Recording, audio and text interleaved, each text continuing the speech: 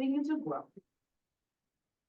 We will continue to grow by promoting and mentoring NAMI state organizations and NAMI affiliate diversity and inclusion efforts. So sit back, learn, and enjoy from all of our great committee speakers and guest speakers today.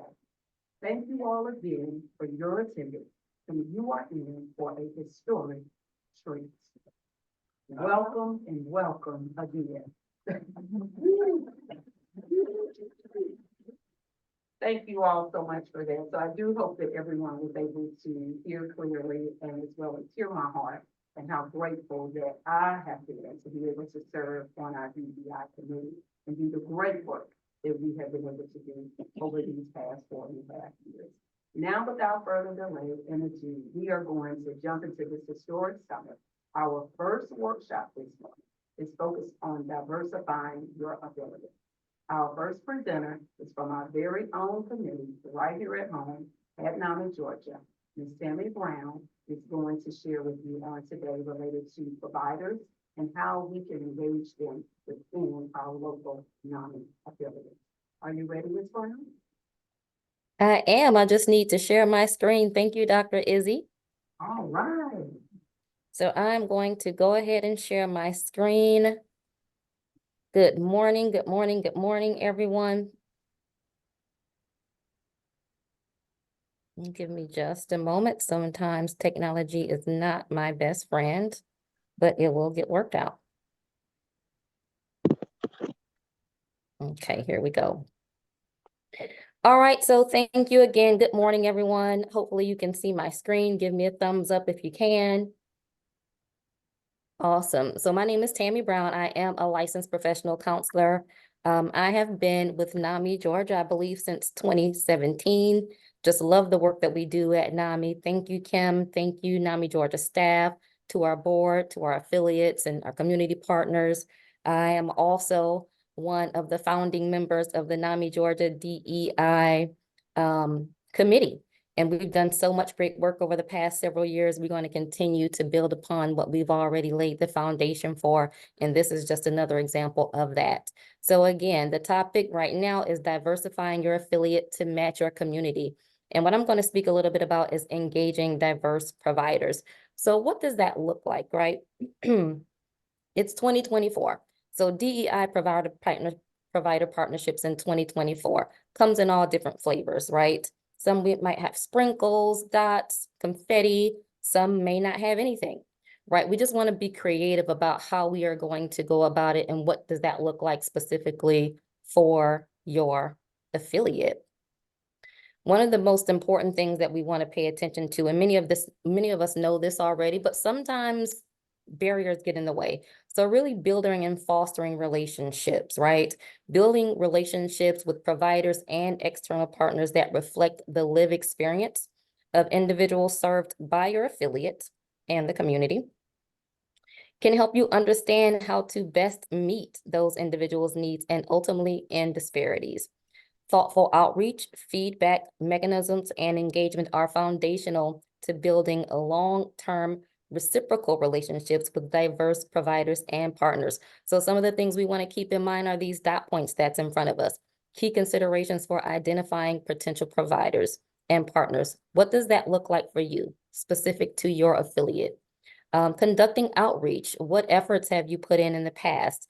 Are there any gaps, anything that you've identified, any areas that you haven't outreached or provider types that you may not have outreached, but it may have been in your radar?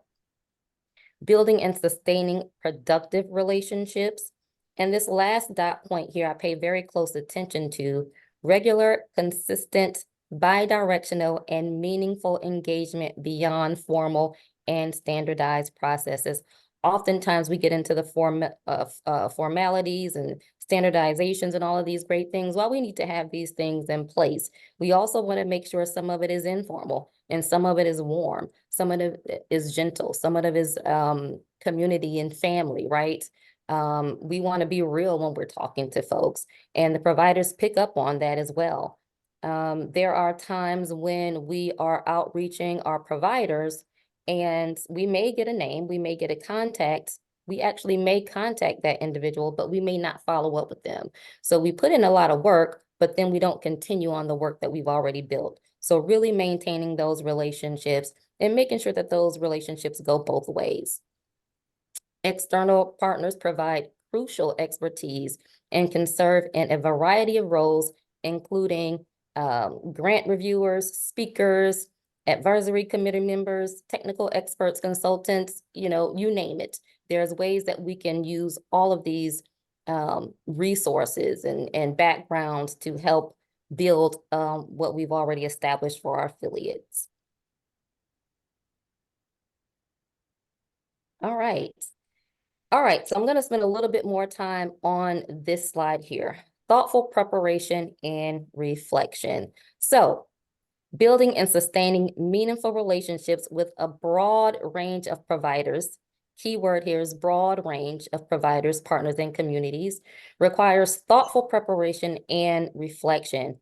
As you prepare, you want to think about some of these key topics here, right? So consider what DEI means for your affiliate specifically and why it's a priority for you. Maybe it is, maybe it isn't, but I'm assuming that it is for most of us. My apologies. Okay. Building and sustaining meaningful relationships. So consider what DIA means for your affiliate and why it is important for you. So what we want to do is we want to move beyond simply acknowledging that with diverse providers and partners could surface new ideas and feedback, because that's something that we pretty most part, as long as we engage.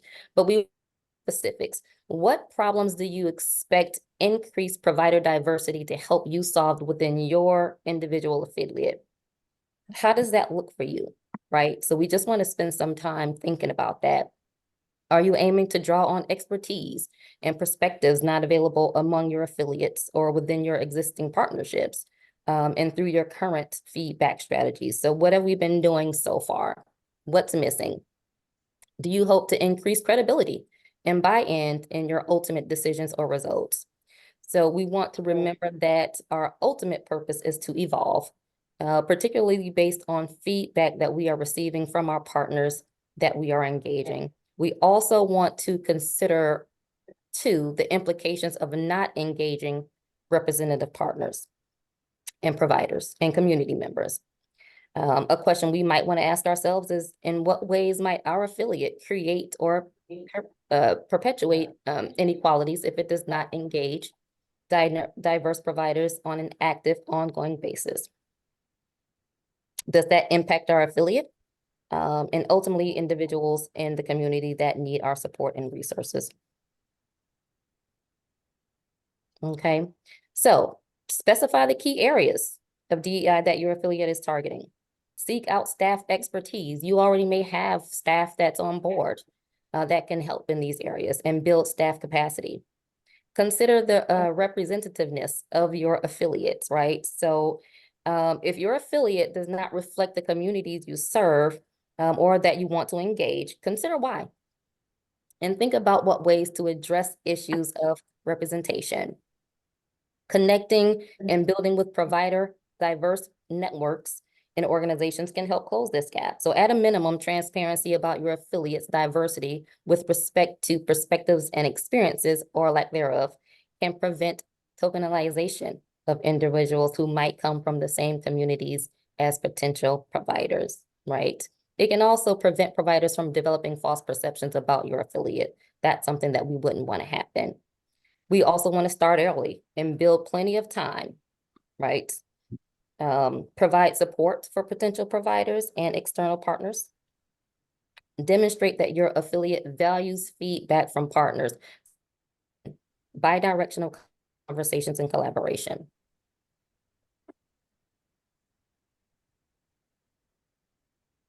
We want to often highlight what the benefits are going to be for the provider. What's in it for me, right? No, in it for me. So we want to make sure that we are having consideration of providers. It's going to help ensure relationships are reciprocal rather than transactional or extractive. I'm sorry, did someone say something? I'm sorry. I'm sorry. I'm going to stop sharing for a minute. Sounds like someone's speaking.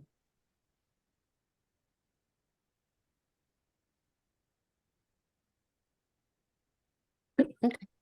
Well, I'm going to go ahead and pick up where we left off. Consideration of the benefits for providers will help ensure relationships are reciprocal rather than transactional or extractive. So how might an engagement return powers to providers, stakeholders, and their communities, or work to address the barriers or disparities they may face, right? How might a partnership lead to deeper relationships and advance your targeted providers' goals? Want to make sure there's a balanced relationship. All right. Yeah, And then, again, continuing with the what's in it for them. We have Agreed. to have some sort of balance, right? So improve quality of care for the people that they're serving, their patients, their clients. Decrease the barriers to care and support. Enhance organizational performance. Enhance mission, vision, and values. You may probably already be aware that it doesn't matter where we're going these days. It seems like DEI is always at the forefront, and it should be. And we also want to make sure we're paying attention to those organizations that that back up the actions. We do understand that sometimes DEI can be a buzzword and it looks good on paper, but how are you transforming your organization? How can our missions align? How can we best meet the needs of the community? Learning opportunities. We want to make sure that they have learning opportunities, interactive dialogue, and a deeper understanding of how NAMI Georgia can help meet their DEI goals. So it's a twofer. We get our DEI goals met, they get theirs met, and also the community get theirs met. So I guess it's a threefer, if you will. And then, of course, additional support from your affiliate.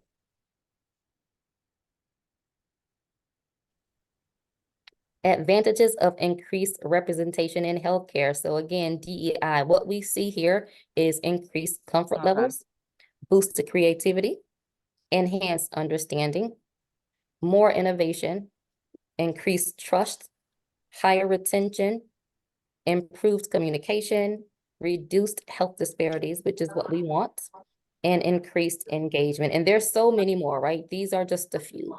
But just take a minute and think about how this helps. We need a plethora of providers to be able to take care of the plethora of the community members that are living with behavioral health and other illnesses. And then last but least, why is DEI important for NAMI Georgia?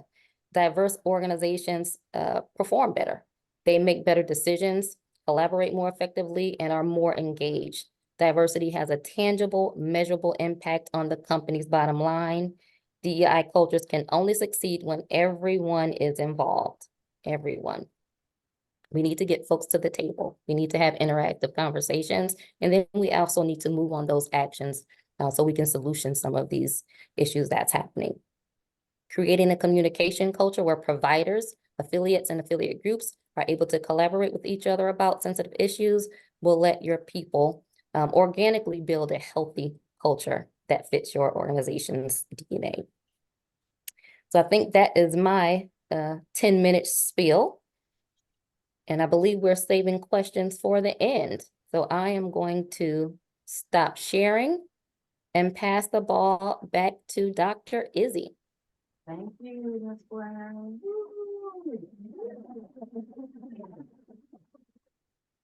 Just as a reminder and housekeeping, please keep your audio on mute for us. We can do that, check really quickly to make sure that all audio is on mute. Everyone on mute. And we are going to transition to Mr. Wendell Fields, and he is going to share with us briefly about peers and how to engage them in your local affiliate. Remember, please mute so that we can keep out making that noise.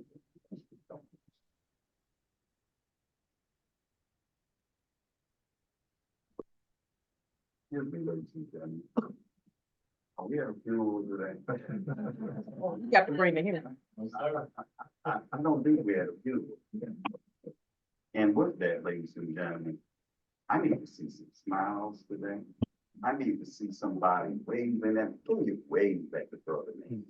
Can you wave at the brother, man? Because see, this is gonna help. I need the volunteer folks.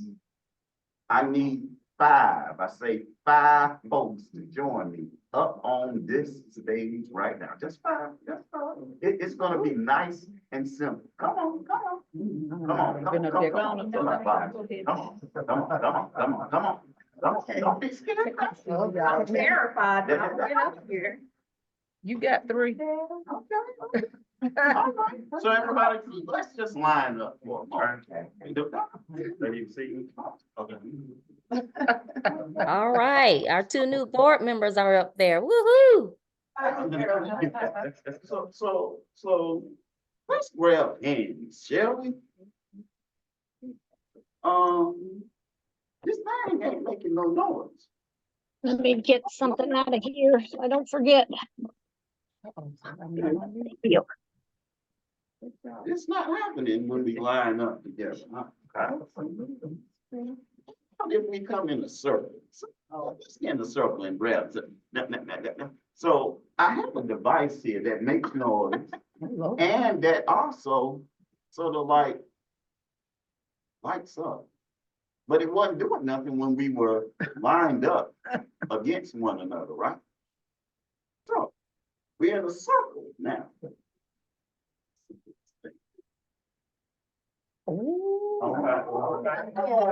The thing is,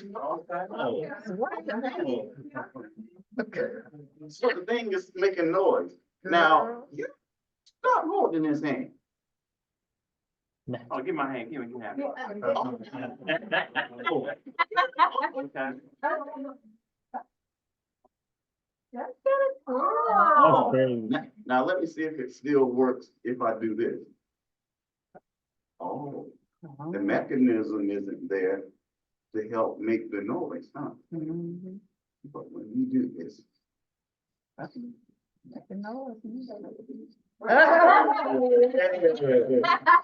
So what does it thank y'all so much?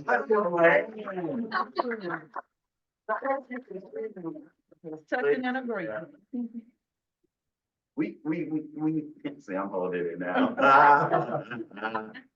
But when we weren't in a circle, things weren't getting done. Did it matter what shirt we had on? Did it matter what shoes we had on? Did it matter because of our faces and pigmentation of our skin? Nope. It wasn't until we got together and connected that change was able to happen, movement was made, and a noise was up in the key. But I found out that in some noise-making abilities, and make a movement, no connection. Really, there's no connection. And what makes NAMI so special is that it doesn't look at your face. It doesn't look at your shoes. It doesn't look at what you got on. It looks at the person and what that person can bring to the table. Now, you, what did you say about you? Something about being a peer. Because the brother man is a certified peer specialist, and not just mental health, but also addiction. And in that, I bring a background. And in that background, it helps us to understand how signal sort of like prevents us from moving. Now, in the background here, when you are a peer, your background is so important and your experience is so important because we got some knowledgeable people up in here. We got some doctors, we got some LPCs up in, we got some LS, I mean, we got some good folks, but they treat us. But do you know us? It's totally different. And in this, I hear this biblical verse saying, where there is no vision, the people perish. But yet, what happens if there's no people available? Vision doesn't move. So, in this, I want to say, you all, here's meet your experience. Here, we need your hope, your strength, your love. Because what happens if you're not there? The vision won't come out. The vision won't go. And as I look back and, you know, we got BIPOC, we got LGBTQ plus 2 or GBTQIA. I mean, got the plus. I mean, you got. But what happens if you don't come in? And don't share what you got? I think the main thing for me is when I became a person in NAMI, I didn't know what to say. I didn't know what to do. Tell you all, I was afraid because of the stigma. And that stigma determined about, hey, do you know what to do? Do you know who to get in contact with? Do you? And those questions just was bombarding me to the point it made me afraid. What I'm trying to say is this. There it is. We have so many good, I mean, we got some wonderful, wonderful programs here at NAMI. Ones on education, such as ending the silence presentation. Wow. You mean somebody gets to relate to me on a school level about this thing called suicide? What about NAMI in our own? Now, see, I can own in our own voice. Oh, yeah. The brother man makes so many presentations. I tell you, he makes so many presentations. And in that, I share my love, my experience, my hope, and my fears. Who's going to do that? What's going to allow you to do that? Hey, NAMI programs, family to family. Hey, peers to peers, even the basics, okay? We got the crisis intervention youth, teen youth. And here it is, you all. It's touching on every area, but do we allow it to touch? Do we show up at the functions, at the events that people are taking their risk to show and become vulnerable? You all, you got a whole lot to offer. And I don't want you to think that you don't have anything to offer. Because your gifts, your talents, and your abilities that you get right here in this room today, as well as outside this room today. But they will never know the courage that you have or have in sharing your story. That's what diversity is all about. Sharing your story so that as we came in that circle, it strengthened the bonds. And if we had 10 people who would just grab on to that mechanism, I believe that it would still grow and it would still make the noise. It would still make the lights. So, ladies and gentlemen, I'm not going to be before you long, but you already made it clear. Got to keep on moving. But where there is no vision, people perish. And where there is no people, the vision will. So come on in. So come on in. Come on in, y'all. Hey, come on in. Because you're welcome, but come on in. I say now, come on in. And just know you are truly welcome. And guess what? They teach you how to tell your story for what? Mm. So therefore, the brother man is now, come on, take a seat. She said, you do this with me. And the brother man made that thing happen. So now, this is the next time that we build leaders.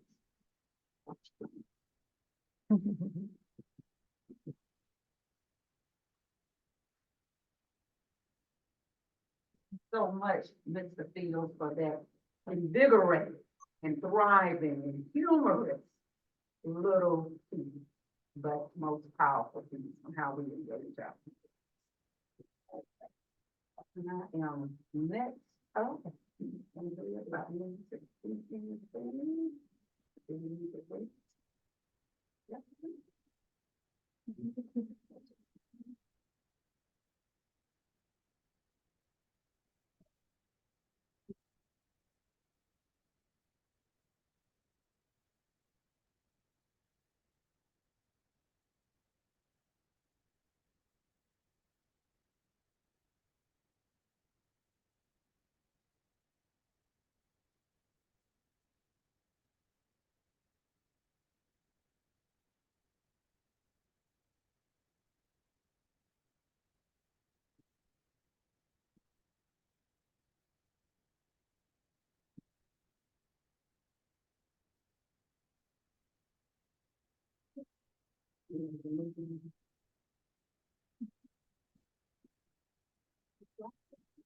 All right, you all, welcome back again.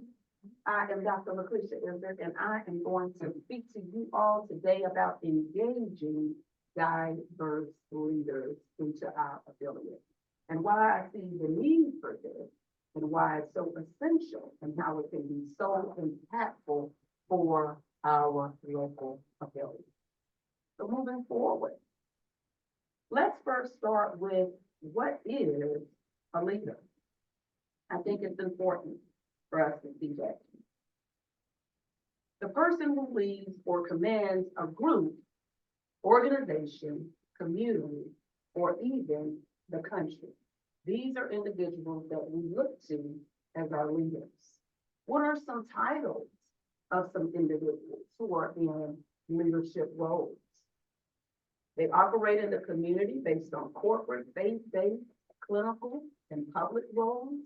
So those examples would be our chief executives, our presidents of our board of directors, our providers, our founders, our speakers, pastors, teachers, professors.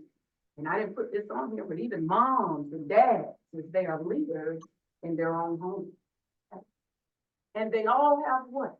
They all have different cultural beliefs, values, and even more diverse experiences and backgrounds amongst themselves. So again, what is a leader is critical for us to know and to see that that diversity is present. Moving forward, what is leadership? Leadership is the ability for an individual, look at this, or a group of people to influence and guide followers or members of an organization, of a community, of a society, and even a team. Leadership styles that I believe that can truly support our NAMI affiliate and provide some balance. I'm not going to go through all of these, but I'm going to share a couple of them that I think are essential and that I've highlighted. Transformational leadership. What does that look like? Transformational leadership. Knowing how to encourage and inspire. Just think about that, encourage and inspire. Can everyone encourage you and inspire you? I'm looking at you in a second. Can everyone encourage and inspire you? Think about it. Can everyone motivate you to get you to do something or to get you to follow after a great cause? Also, transformational leadership performs in ways that create meaningful and innovative change. Okay? So again, transformational leadership is very, very powerful. And when we see this in a leader, it makes us leap, makes us feel all warm and goofy and giggly inside because we're excited about what they're leading us to do. We know that a change is going to take place. And it's happening in a different way than the norm or what we've been used to. That's why transformational leadership is so powerful and why I think it's essential in NAMI, because mental health is always changing. The field of mental health is always growing. It touches every person. It touches every family. So if we don't have transformational leadership, then we become stuck. We become limited in old ways. And we have no time for that because we know that we are in a current mental health crisis, as well as a youth mental health crisis. So transformational leadership is essential. The next one that I'll share that I think is so powerful for us as a NAMI family is servant leadership. We hear servant leadership a lot, and I've heard a lot of people say that they're servant leaders. But there are times where I have to question, because look at what servant leadership really says. The goal of servant leadership is to serve and to prioritize the growth and well-being of others to promote the success of the organization or the community. If as a leader, we're not prioritizing the growth and the well-being of those that are following us, our members, how are we truly saying that we're serving? That we're serving. These other two are good too, but we don't have time to dive into it. But please take note of it, okay? Delegative leadership and participative leadership is also extremely, extremely important. But what I really love about delegative leadership, and I have to say this really quickly, is because it focuses on the strengths and the gifts of an individual. What that person's wheelhouse truly is. As a leader, we have to be able to nurture that in the individuals that are following. Moving forward, qualities of a good leader. What should you be looking for as an affiliate leader, as an affiliate president, as a co-president, as an affiliate leadership team when you're looking at who else should we bring on our team? Who should we bring on our board? What qualities of that diverse leadership should you be looking for? Number one is decisiveness. Can this individual make decisions and make decisions quickly, even difficult ones? As leaders, we have to make difficult decisions. And sometimes we have to make difficult decisions back to back. So again, this is a quality that you want to look for in this individual. Are they going to crack under pressure? Oh my goodness. Okay, because leaders, we take on a lot of pressure. Okay, okay. And trustworthiness. You want a leader that you can trust, that you can believe in, that you can believe in their vision. You can believe in their heart, that they're not here just for, should I say, reasons that would promote or capitalize their career or what have you. They're here for the people. Empowerment and influence of others. Be able to see their strengths. These are qualities that you have to look for in a good leader that you want to bring a part of your affiliate. Be clear and effective in your communication. If this individual is not clear in their communication, number one, it's not then going to be effective if it's not clear. So make sure that this person can communicate clearly and effectively. This person that you're bringing in. And now we do a lot of presentation. We get up and we speak before a lot of individuals. I can say I'm going to test you, speaking to law enforcement, speaking to veteran family members. okay? We speak to a lot of major and important people across the state. Clear and effective communication. Then resilience. They gotta be able to bounce back. Sometimes we get into environments and we're not always accepted. Everything that we say is not always accepted. Mental health is one of the most misconstrued areas that I have ever seen. Some individuals just don't get it. And that's okay, because we realize that it's our responsibility to do the best that we can to bring that awareness, to bring that public education, to bring that knowledge. But everyone still may not jump on our mental health family, and that's okay. The ability to delegate, and then also being able to build relationships and partnerships. This is one of the areas that I have watched our fearless leader, our executive director, Ms. Kim Jones. She does this so eloquently as it relates to building relationships and community partnerships. That is something that we have to have, because none of us can do this alone. So as a local affiliate, you have to build relationships. You have to build community partnerships with other organizations that support our mission and our vision as NAMI. That helps to take some of the weight off of you, because you're doing it with others out there. It's a good, it's Georgia Mental Health Policy Partnership. Program leadership and participation. Just a few benefits, because I know we're running out of time, but cultivate that person, being able to cultivate gifts, increasing advocacy, partnership, relationship, communication, speaker leadership skills. These are just a few benefits of when you become a program leader or you become active in NAMI as a leader. These are some of the benefits for you. You are able to cultivate and further your gifts, because you will then realize what gifts you have not been utilized, that have been lying dormant, okay? I like to say it like this. Sometimes the NAMI way will have you to truly step outside of the box, okay? Step outside of the box, be fearless, take some good risks, but it helps you to identify your strengths and your gifts, things that you had not been using before, probably in your day-to-day job or your day-to-day. And then I'll share this one, build relationships with elected officials, okay? To further improve and to support your ability. This takes time.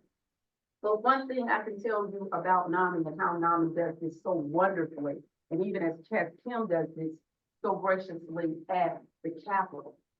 When we are able to get the leaders of our state on board, the leaders of our counties on board with us and with mental health, again, it makes our walk a little bit easier, because we know that they are well-respected leaders in our state and in our community.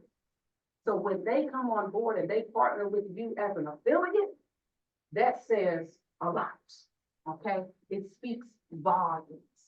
So you want to build relationships, good relationships with your elected officials. And I'll move on there. Outreach engagement, okay? This was one of my favorites when I was really active in leadership with my local affiliate.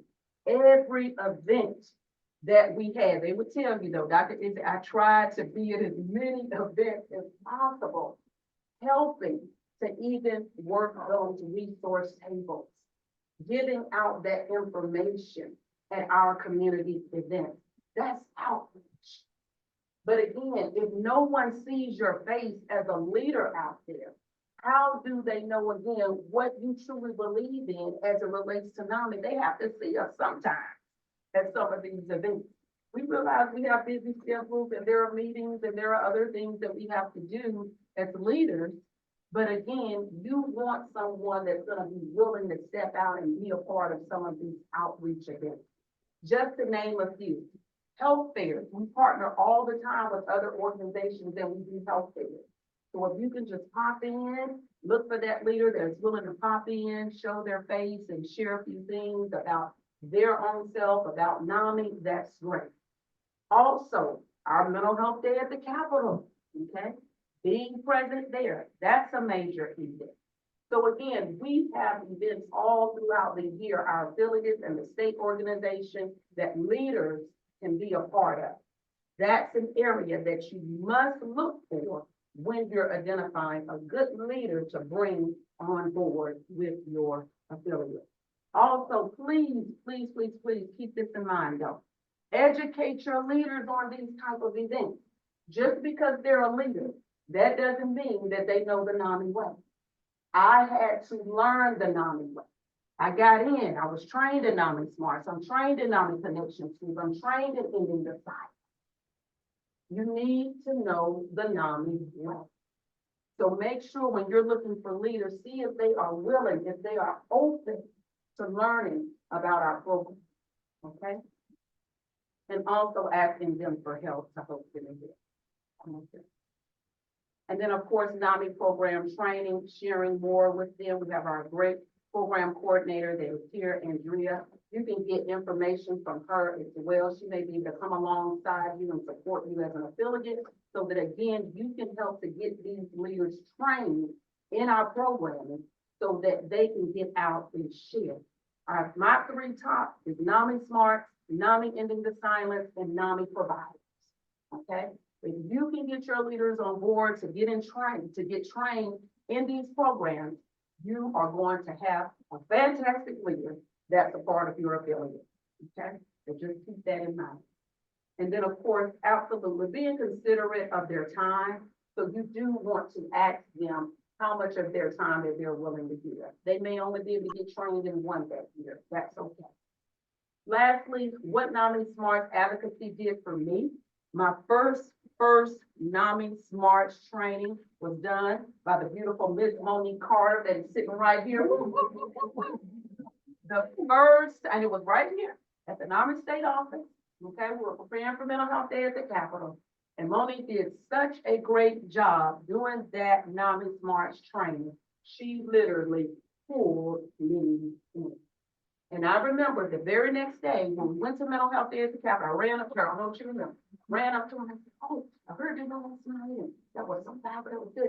Monique brought so much passion to that training that I said, I gotta learn the NAMI way. I need to know more about NAMI Smart. I wanna know how to do it. And I had been doing advocacy, you all. I had been going to do it. But I didn't feel the passion the way that I felt it when Monique Carter did that training.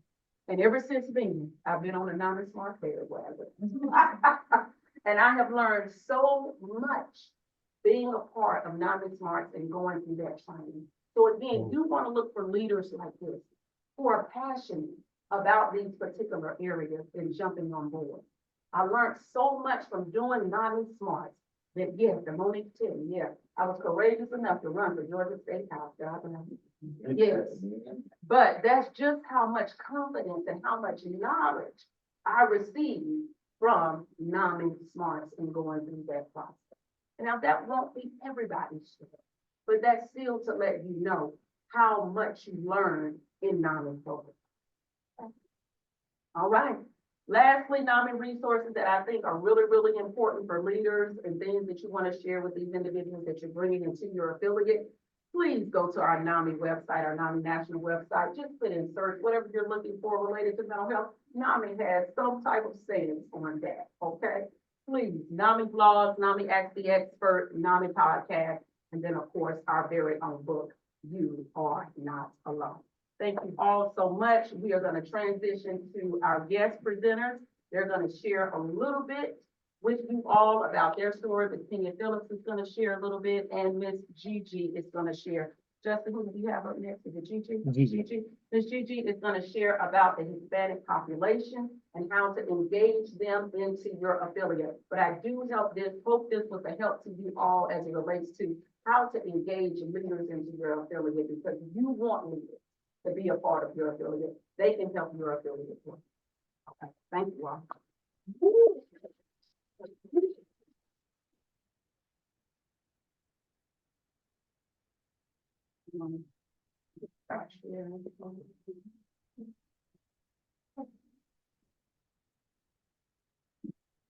Hey, Gigi, the floor is yours.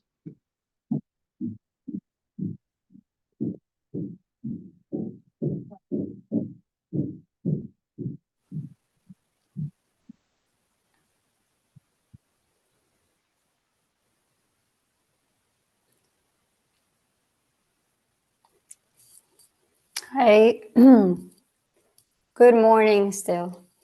Thank you so much. I have learned a lot from all you that have spoken already, and a lot of good encouragement, resources, and ideas.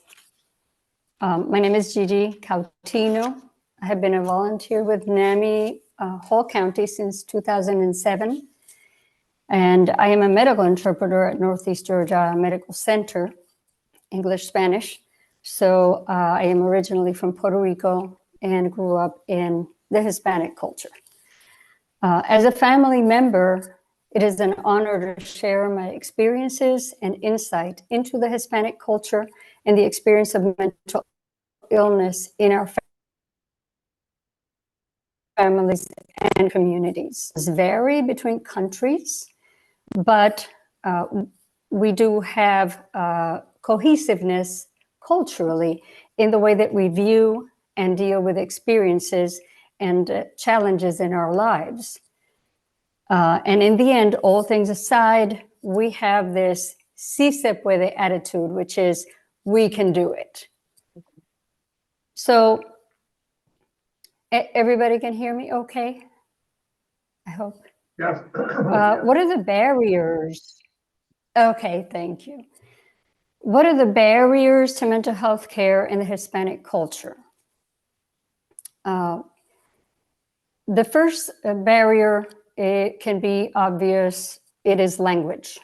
So the question comes invariably from some providers. I've heard them ask at the hospital, you have been here 10 years. How come you don't know English?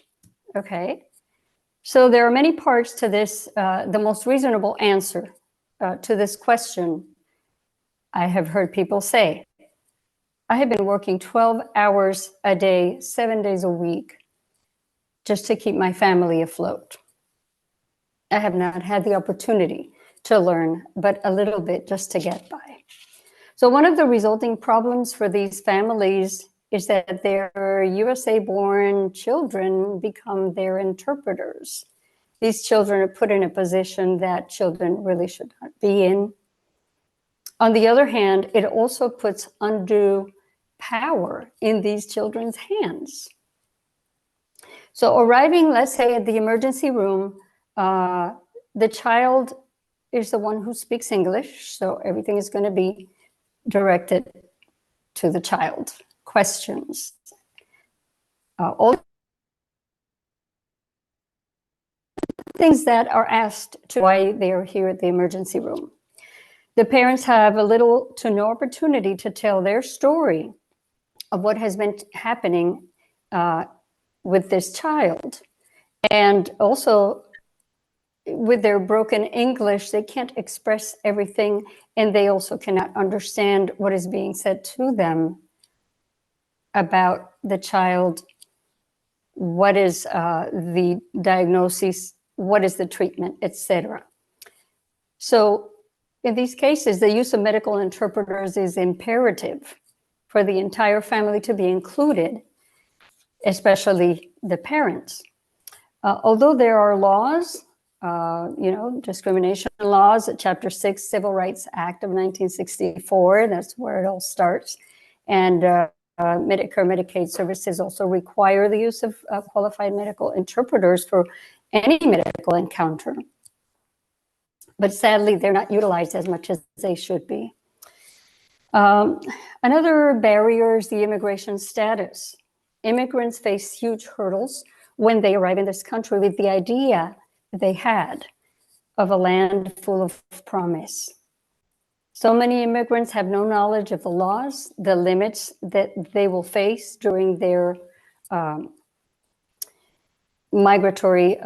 due to their migratory status, until they arrive and begin the process of establishing themselves in this country. The health systems vary dramatically, and the way medicine is practiced also. So many aspects of life in the USA that they have no understanding of. What is the first and most important thing to do? Is to work, to earn money so that we can survive. Then someone gets sick and they're thrown into a whirlwind of needs to be met, not knowing where to begin. If you add to that there is a mental illness, well, it's almost like an unknown because in our culture, it doesn't exist. We don't believe in it. There is no mental illness. Another barrier, financial and time limits. And they tie together a little bit. So many Hispanic families are limited to their need to work long hours, 1 or 2 jobs. Transportation is an issue. There's no driver's license to be able to get places, so they need to use other means of transportation, which are not reliable to get them to whatever appointments on time. It's expensive. So that creates another big barrier. And as we know, if a person that is under mental health care treatment with a professional, if they miss 1 or 2 appointments, then they're taken off the books of the appointments. At least I know that's happened to me with my son. And so they have to start from scratch. Another barrier is the limit to access. So mental health care and resources exist. Information is not cohesive, and it's very hard to find all the pieces of the puzzle of what are we going to do for our loved one that has a mental illness. And NAMI is an organization that helps family members to navigate through the mental health care system and collect all those pieces of that puzzle. Another big in the Hispanic culture is denial. In the Hispanic culture, it is very common to hide things that we don't want to deal with, we don't want others to know about, or if we just don't understand it. So for example, if someone in the family develops a mental illness, they act out in front of the family doesn't understand what's happening, that person is whisked away, institutionalized, somehow they disappear, and the family is told that that person went on a trip. They are traveling, things like that. So it is hidden. And this happens also with other illnesses where the family hides. For example, if an elder in the family, a grandmother has cancer and they've been diagnosed. Over here, I've seen it in the hospital many times. The family doesn't want the patient to know what the diagnosis is. They just want to keep it from them because they will be in distress knowing that they have this illness and that they will go through treatment. So this is the way we deal with things. We hide them. So with mental illness, however, this reaction is more profound, as no family wants to be labeled as having a family member who is crazy, está loco. And we don't want the family's image to be marred. We just hide it, deny it, or call it something else. There's no understanding that these are biological illnesses and that they can be treated. To us, it's a lifetime sentence with no solution. A ruined life is what it is. Another aspect and barrier can be faith in religion. So although on one hand, faith and our religious beliefs support us in our daily life, including when affected by a mental illness, some beliefs preclude a family from seeking mental health care as they go the route of prayer and asking God for healing exclusively. So the problem is, as we know, is that this person needs specific medical care and will not receive it due to the family's cultural religious beliefs that keep them from seeking help outside of their faith. So nowadays, many religious leaders are knowledgeable of the causes of mental illness and gladly direct the family toward mental health care professionals, along with prayer and asking God for help. However, there are still many that do not go that route. And so they take that family deeper into the troubles that come with an undiagnosed, untreated mental illness. Another barrier, feeling alone, as we all do. I don't think that's specific to any culture.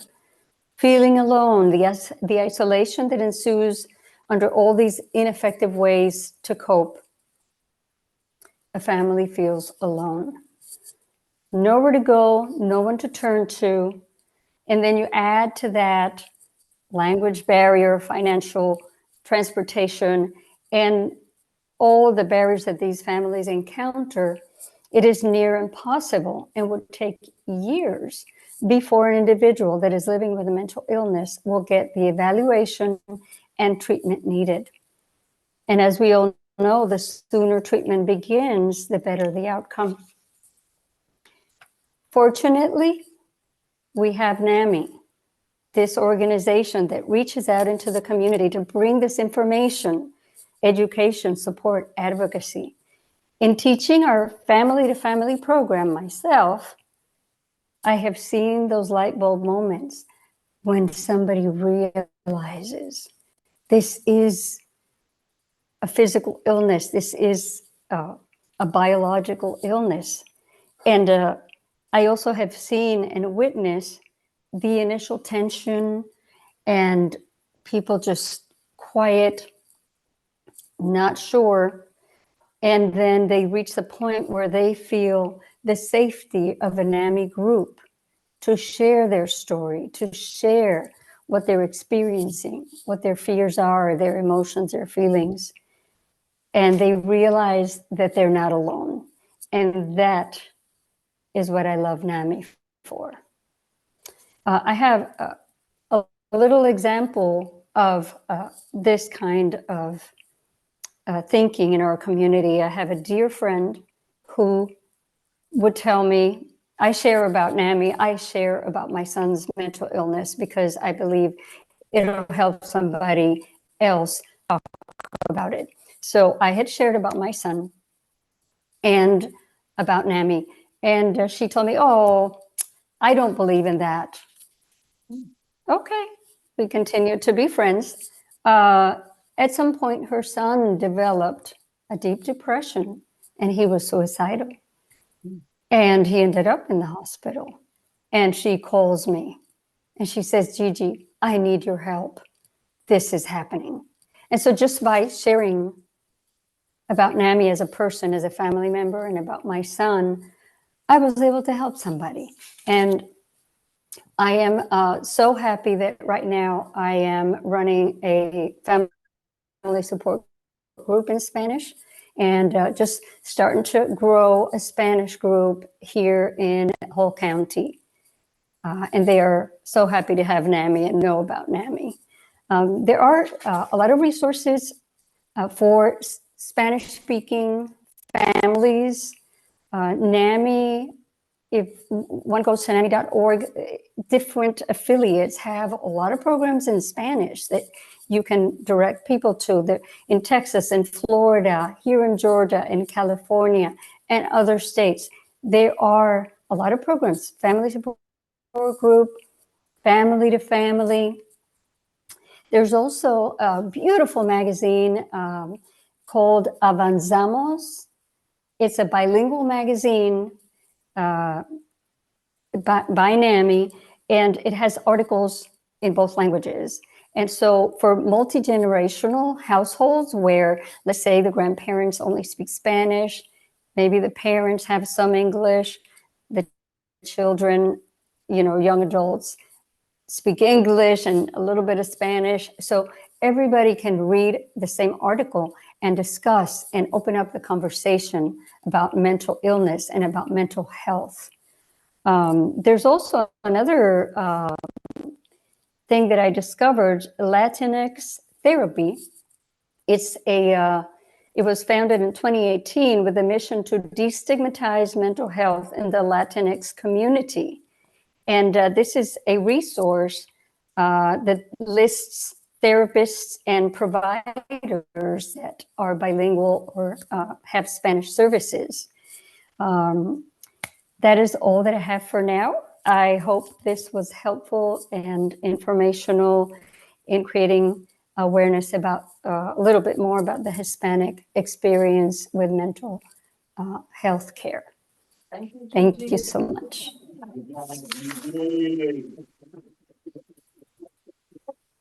Great job. And we are going to transition now. And Ms. Kenya Phillips is going to share really briefly about how to engage single parents into our NAMI affiliate. First, I just want to say great afternoon. Yep, it's that time. Great morning to those who are already here. Powerful topic, right? But I'm gonna go in a little deeper. First, I want to say and hold space for everybody who's on here and even those who are going to listen by way of recording. So what I'm going to say is this. Thanks and entrusting me with your truth. Can you say this to someone on a daily? With your family? I want you all to process that. With your friends? Process that. With your faith-based community of choice? Process that. With your civic organizations? Process that. With your community at large, whether it's internal community within your home structure or external. Just take a mindful moment, just a thought, think about it, and just think about it. And what does that speak to you? Because it does to me. I've had many people as it ties into the subject matter, whether at NAMI, Georgia, state office, whether it was the extended community of NAMI who have journeyed with me in this space of experiencing a mental health diagnosis. Even up close and personal, my family, right? And sometimes family, as we all know, I'm just gonna go there. Family could be our worst trigger sometimes. Those of us who experience a mental health diagnosis, even those of us who don't. Let's just call it what it is. So I'm gonna start off by saying this. I want you to hear me, but you can close your eyes, whatever you need to do. I want you to process what I'm about to say. May not sound so popular, but it is what it is. So if I started off my story and I introduced myself this way and I said, I am bipolar. I have been to jail. I have been in the court system. I have been in the mental ward, lost count of how many times. I simply lost count, right? What if I said, I've experienced postpartum. I've known what moral compass looks like. I know what the other side looks like. What if I said, I've known what it's like to be in the 40s, age 40s gap, right? And I'm African-American and I'm a woman who's widowed, right? What if I said mental illness defines me? Okay, I went there. But what if I said I was uncovered as a result of my husband passing in 2020? But what if I also said my father, who was my first life coach, passed in 2022? So wait a minute. If I even went deeper, what if I said, oh, I'm a single parent with child, and most women in their 40s, I'm gonna go there, deal with hormones kicking and they don't even understand what's going on. Okay, what if I also said grief-stricken? What if I also said mental illness is my real identity? Okay, pause. Switch. What if my today does not represent my yesterday? So what if I represent in this current day, oh, oops, it's August. No, it's not. It's April 27th, 2024, 12:13 p.m. ETS time. So what if my current day, I am, right, the evidence, the expert, in the experience of my own journey. Okay. What if my relationship with myself and how I show up for Kenya impacts how I show up for my daughter, right? What if I don't believe in myself, but today I do believe in myself, and I realize if I don't model out my truth, my whole health and wellness, my daughter's not going to know what it looks like to walk in whole health and wellness. What if DEI, diversity, equity, and inclusion, if we really went there, it starts at home? Sounds kind of baffling, right? So what if I grew up, matured, right? And my husband and I always told my daughter she's beautiful, she's smart, and she's intelligent. But what if one day I said, oh, you stupid, or oh, you this? Guess what's going to happen? When she walks outside and society calls her those things, she's going to start to believe it. So what if my words are her worst enemy? Because whatever I say and speak over her, she's going to believe it. The outside world as well is going to confirm that. So it starts with self. That's one. Second, what speaks? As a single parent, it takes a village. For me, I can't speak for everybody else. For me, it takes a village. I've learned the power of trust, not naive trust. Trust the villages that shows up. Iron sharpens iron. Okay.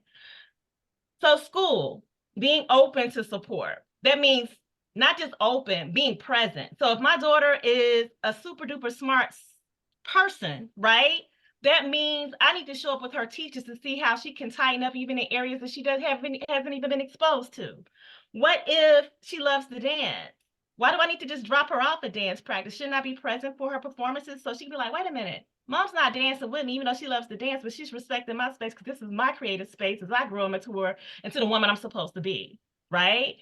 So I don't dance when she dances. I simply go to support her because that's her space. Showing up, being present, allowing growth to happen, allowing Kenya's growth to happen, right? My daughter, she's 11 years old, middle school. Okay, I'm having a moment, but she's middle school. The village is freaking real. So, auxiliaries, allowing auxiliaries to do their work. It doesn't have to be Girl Scouts all the time, even though she was active in Girl Scouts, but I'm right now connected with the auxiliary that supports mamas and daughters. Why? Because I'm like, I don't know all the answers and I don't have all the answers and I don't know all the work. So I'm willing to do the work and show up with my daughter. And we even invited one of her close friends and their mom to that space. Why? Because similar bonds, it grows relationships, and also it helps us as parents to identify how to show up with our children collectively as sisters in the faith, and also those who are trying to do community work as as advocates. Next, self-caring, going back to self-love. How I show up with her is how she's gonna show up with everybody else. If I don't show up with her, guess what she's gonna look at outside to define her? That ain't happening. Next, so again, going back to the subject matter at hand, diversity, equity, inclusion. So fairness, one of those things stood out to me. Justice, that stood out to me. Ethnicity, that stands out to me. Religion, that stands out to me. Disability, give or take, it could stand out to me. Class, age, opinion, da-da-da-da-da. We can go on and on and on. It starts at home. So my daughter, just using a mirror approach, my daughter knows it's not a secret I experienced a mental health diagnosis. So I'm gonna share something with you guys I ain't talked about, right? It came up in support group this past week, but I ain't go all the way in. So she says, Mom, you experienced a mental health diagnosis. This is not a secret. This has been going on for since about 1996, right? So I've been on this different type of journey. I'm sharing this with you guys because it talks about the subject. So when I was having a moment a few weeks ago, or over the last quarter, this 2024 year, she came and brought me back to myself. So let me break that down as it ties into the subject matter. She says, Mom. I say, yes. She's like, something's wrong. I was like, no, it isn't. She's like, no, Mom, something's wrong. And I was like, okay, what are you talking about? Because it's like 1 or 2 in the morning. I'm like, girl, you need to go to bed. And she's like, Mommy, have you been praying lately? I'm Christian. I'm supposed to be experiencing and actioning my faith. So she's like, Mommy, have you been praying lately? Have you been journaling? Coping skills, right? Mom, have you, on one occasion, decades ago, she was like, Mom, did you call Jesus? Because like I said, I'm Christian. And then she's like, okay. And then another time, as of recent, it was like, Mom, have you been getting up early? And I'm looking at her like, why are you asking about getting up early? She's like, because I noticed when you get up early, you're calm because you already started your day ahead of everybody else. So I paused, I looked, and I was like, wow, you better been paying attention to your mom. She was looking at me like, yeah, but why are you not doing those things? So I say again, diversity, equity, and inclusion. We can talk about a lot of stuff, but when we go down, get back to the basics, it goes back to how you show up in your community. And the first community home base is home. And if home is dysfunctional, guess what? Everything else around you, you're going to attract dysfunction. I'm just going to call it what it is. So for me, as a mother, as an advocate, as a person of faith, as a person who practices Christianity, it's not about what I say, it's about how I show up. I can go on and be like, yo, I'm working on my doctorate, educational doctor, pastoral community care and counseling, traumatology. I can go on and be like, oh, I'm a state trainer in all peer programs. Sounds good. I can go on and be like, oh, I was one of the lead people to start the peer program on the South Side at Henry Fair before they even became an affiliate. I can go on and be like, oh yeah, I used to work as peer program coordinator in NAMI, Georgia, or I used to be the head person over all support groups, family, and ego. Not enough. So for me, it's a hard thing. And that's why people can call me sometimes. They're like, you don't want anything for? I say, no, because that's my act of service. That's my reality. That's my truth. Because before I connected with NAMI, I did not know what it looked like to function in a functional environment. So for me, I was like, okay. So bringing it all the way in, my daughter sees me now, but she sees me in a different way. She doesn't see 270-pound Kenya, which was about 3 years ago or 4 years ago. She sees mommy actively engaged, getting out of bed to do what she needs to do. As it ties into diversity, equity, and inclusion, why is that important? Because again, how we show up within our households is how our children show up in the world. So as a single parent, I never wanted this. As a daughter, having a daughter who's 11, getting ready to turn 12, how I show up gives her strength to show up. And I don't want, and it's an old school saying that I speak on a lot. I'd rather be building than bleeding on people. So I choose to build, and I choose to pause, and I choose to breathe. And I'm going to share this with you all really quick. It's very important. It's something about breath. Many of us heard that term before. We're like, oh, you breathe. No. Hear me out. Breath. What does that mean?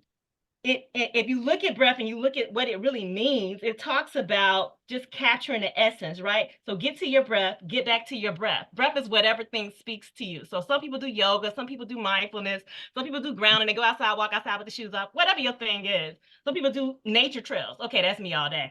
But whatever your thing is, get back to your breath. What's your authentic self? That's how I show up with my daughter. If I'm having a bad day, I'm not gonna lie, but like I'm having a bad day. I'll be like, look, I'm having a bad day. But I'm gonna get through it. Truth starts that conversation. The only other thing I was going to share with you guys as it ties into breath is a spoken word piece that is my signature piece that I do when I go out, when I'm led to, because it speaks to this whole platform. And some of you heard it before. It's called Black is Black. So I'm going to share it and be done. Black is black.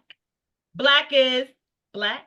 Black is ecstasy. Black is my soul. Black surrounds me. Black unfolds.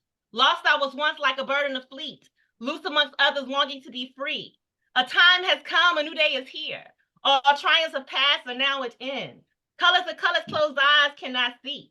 Clear the darkened clouds, cool winds are soon to come. Keep in mind, kindness as a part, kept deep within the one who knows their own heart. Black is black. Black is black. Black is, black was, black is still connected and part of my soul. Thank you all. Appreciate you. Thank you, Thank you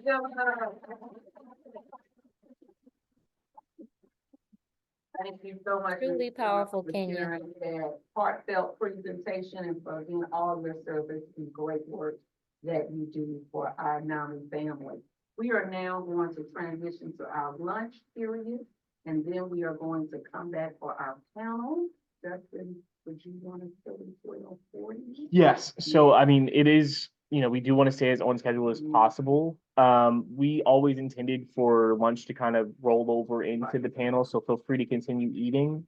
But yes, we'll get set up. Please feel free, help yourself. There is a vegetarian option. Take your plates, and we'll be back 12:40. Everyone on Zoom, if you want to take a minute as well, we'll be reconvening at 12:40. Thank you, everyone.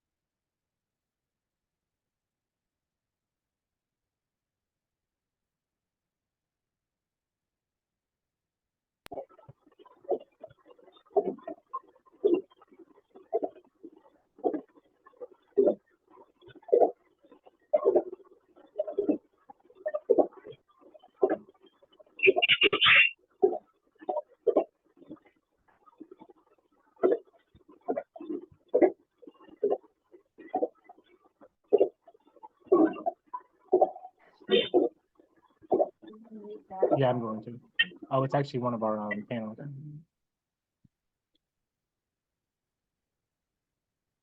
Started raining where he is. Wednesday night, crash was up there. That's why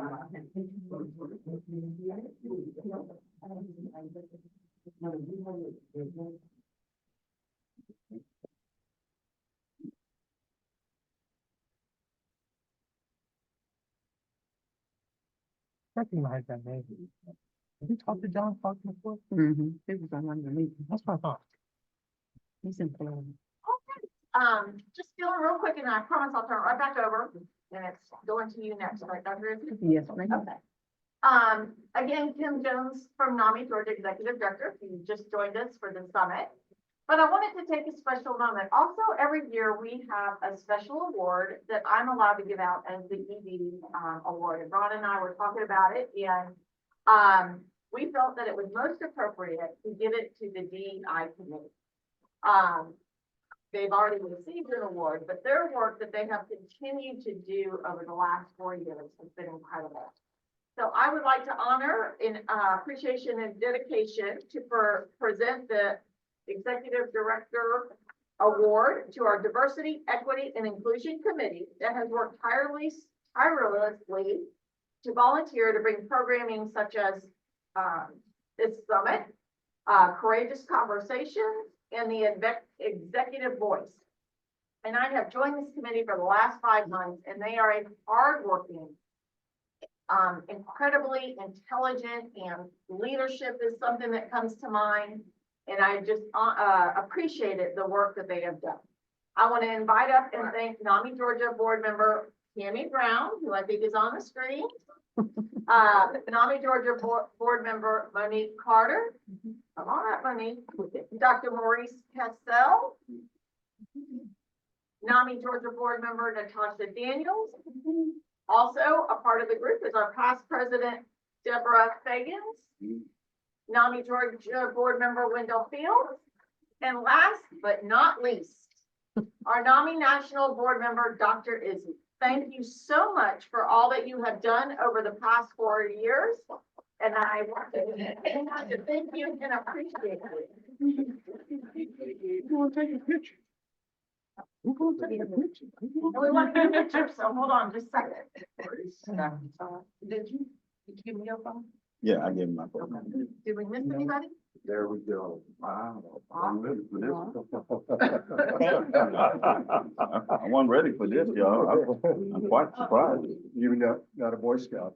Be prepared for anything. Oh. Real. Y'all looking good. Thank you. All right. All right, 1, 2, 3.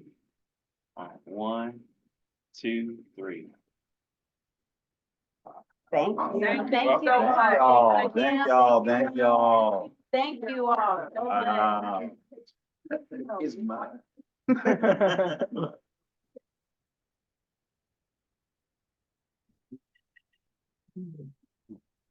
Thank you.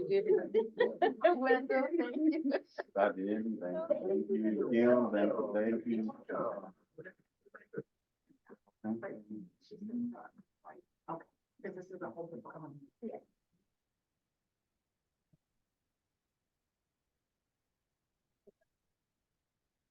There is no presentation.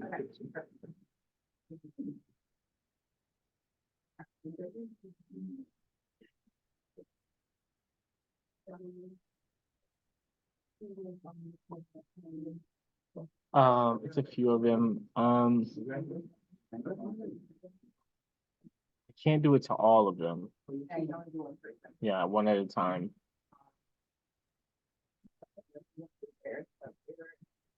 Or maybe you want to spotlight them while we introduce them? Yeah, we could do that. Okay. You want to do that? I'll just go ahead and give them a little background.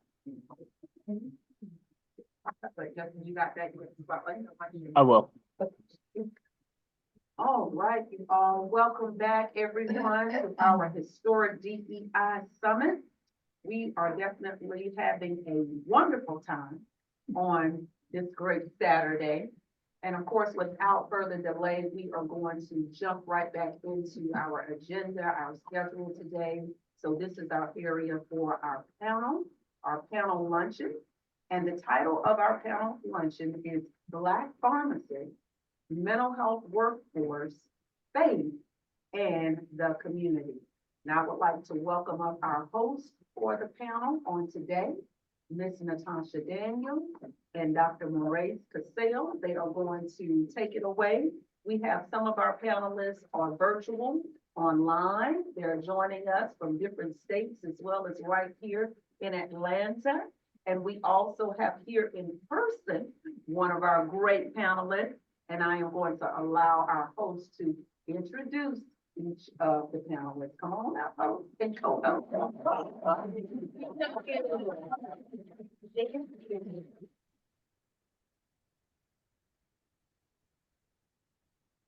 Good afternoon, everyone. Welcome to the Black Pharmacist Mental Health Workforce, Faith, and the Community Panel Discussion. My name is Natasha Daniels. I am a licensed professional counselor. I also serve on the board of directors for NAMI, Georgia, and I am so honored to be here with you all today, along with all esteemed panelists, to have this wonderful and engaging discussion. But before we get into it, I want to allow each of the panelists 1 minute to introduce themselves. So let me start with Dr. Howard. Good afternoon, everybody. My name is Dr. Johanna Howard. I'm a clinical pharmacy operations leader for managed care or within a managed care organization. I am also the health committee chair for the National Coalition of 100 Black Women Metropolitan Atlanta chapter. I'm glad to be here with you all today. Thank you, Dr. Howard. We are so honored to have you. Next, let's go to our virtual world. Dr. Sherry, please feel free to introduce yourself. Hi, everyone. My name is Dr. Cherie Allen. I am a clinical mental health pharmacist. So for those of you that live in Atlanta, I teach at PCOM School of Pharmacy. I've been doing that for 13, 14 years now. But I also work outpatient mental health at the Atlanta VA, and I'm so glad to be here. Thank you so much for being here with us today, Dr. Sherry. Thank you. Let's turn it over to Reverend Terrence. Morning, or I'm sorry, good afternoon. My name is Reverend Dr. Terrence Gaddis. I'm the pastor of the Mount Olive Baptist Church in Stockbridge, Georgia. I'm so honored and thankful to be able to join the panel and looking forward to the discussion. Thank you so much. Thank you for being here with us today. Let's go to our lovely Dr. Erica Bell. Hello, everyone. My name is Erica Bell. I'm from Fayetteville, North Carolina. I'm an outpatient pharmacist at Fort Liberty Womack Hospital. I've also served as a technician, an intern, and a pharmacist. So I've been in all positions, and I work part-time at Walmart too as a PRN as needed pharmacist. Thank you so much for being here with us today. Let's turn it over to Dr. Lori Ann. Hello, everyone. I'm Lori Ann. I practice in New York. I serve as a pharmacy manager with Duane Reade. I'm also a preceptor. Equally, I've worked as a cashier, a pharmacy tech, pharmacy intern. So I've served along the chain, so I have a rounded experience. I've also worked in hospital pharmacy. Happy to be a part of the panel. Thank you so much. And I think I got all of our wonderful panelists that's online. So if I didn't, please feel free to introduce yourself. But I think, oh, I'm sorry, Pastor Jay. I am so sorry. Please come on and introduce yourself. Good afternoon, everyone. I am actually en route to up here in person, but I am Reverend Dr. Cedric Vaughn Jackson. I'm the senior pastor at the historic West Hunter Street Baptist Church in Atlanta. I'm also married to a staff pharmacist, Yolanda Jackson, who works at Piedmont Hospital here in Atlanta. Thank you. Thank you so much for that. So I am so excited to get into this without Dr. John Clark.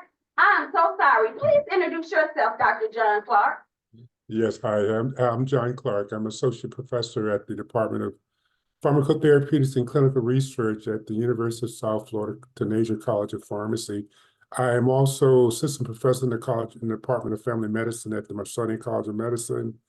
I'm working as the manager for the Association of Black Health System Pharmacists. My practice role is in ambulatory care. I worked at the Marsani Healthcare Center in Tampa, Florida, and sort of oversee the development of pharmacy students there. My other title is I'm the Director of Culture and Climate at the College of Pharmacy at the University of South Florida, which used to be DE&I, but as you know, in Florida, we had to change all of that. And that's my role, and I'm glad to be here today. Thank you. Thank you so much for that, Dr. Clark. Thank you for being here with us today. And without further ado, I'm going to turn it over to my wonderful co-host, Dr. Cassell. We do have one more guest who's going to be participating in the panel Okay. on the Run Show. Thank you, Ms. Miller. I'm sorry. It was all right. She didn't know. Go ahead. Go ahead. You go in there. Introduce yourself. Yeah, go ahead. Come on up. Please feel free to sit up here. Yeah. Thank you. She didn't know. She's been faithfully. Thank you so much. I'm Dr. Maurice Cassell. What an honor it is to be with you today. Can we put our hands together for this great gathering of minds? But I think even more so important in hearts as well, right? Right. We're good about the cognitive stuff, but heart matters really does drive what we do. So it's a great honor to be co-hosting with our amazing Natasha Daniels. Can we put our hands together for her? I'm honored that I get to co-host in affirming the critical roles that pharmacists play in offering triangulated and collaborative care to the communities that you serve, particularly the BIPOC community. Thank you for all that you do. On behalf of course, our executive director and the team here, and our DE&I committee, thank you for being accessible, for being competent, for being culturally competent, and practicing what we call cultural humility. So let's put our hands together for our pharmacists. And of course, to our faith leaders that will be joining us. Love the energy in the room. But to our faith leaders, thank you. Thank you for being what I call shepherds who smell like your sheep. I'm gonna let you.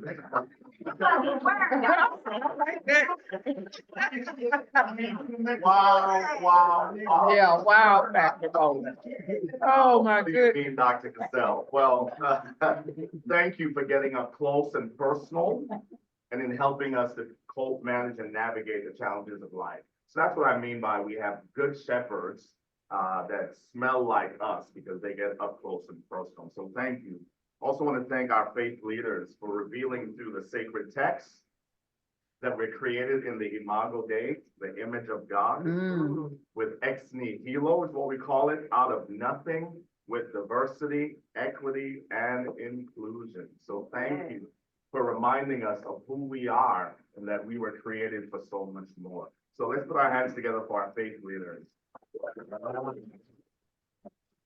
So thank you all, the work that you do as pharmacists, as faith leaders, and of course, all of us that's here, the work that we do, it really does matter, all right?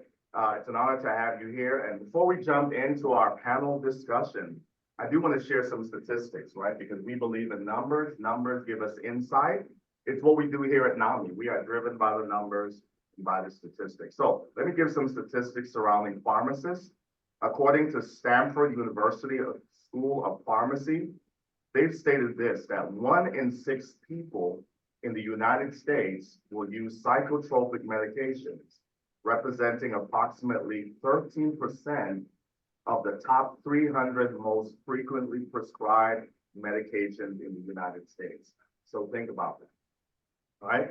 Community pharmacists, they've said, and I love this, community pharmacists are the most accessible healthcare providers in helping patients to improve their mental health and overall care. Wow, I love They it. are the most accessible, right? Meaning, to see a medical provider or maybe even to see a psychologist, it's quite difficult to get in to see us, but we get to go into the pharmacy, we get to show up and say, we are having a day, can you help us out? So thank you for being so accessible. It means a lot to us in the community. Also want to speak to our faith leaders. According to health service research, that's what they're called, it says this: persons with mental illnesses are more likely to seek help from clergy than from general medical doctors, psychologists, psychiatrists combined. So think about that, right?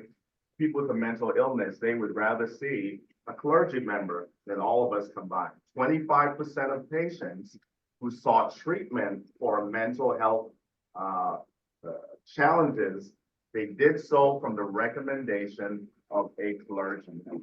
So we want to say to our pharmacists and to our clergy, the work that you do matters, and we applaud you, we affirm. Put your hands together one more time. That's the research. So we're going to jump right into our time.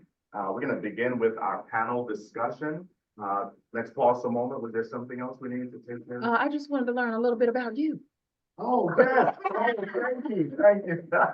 Yeah, I'm Dr. Maurice Cassell, as was mentioned. I'm a behavioral health specialist, a licensed professional counselor here in the state of Georgia.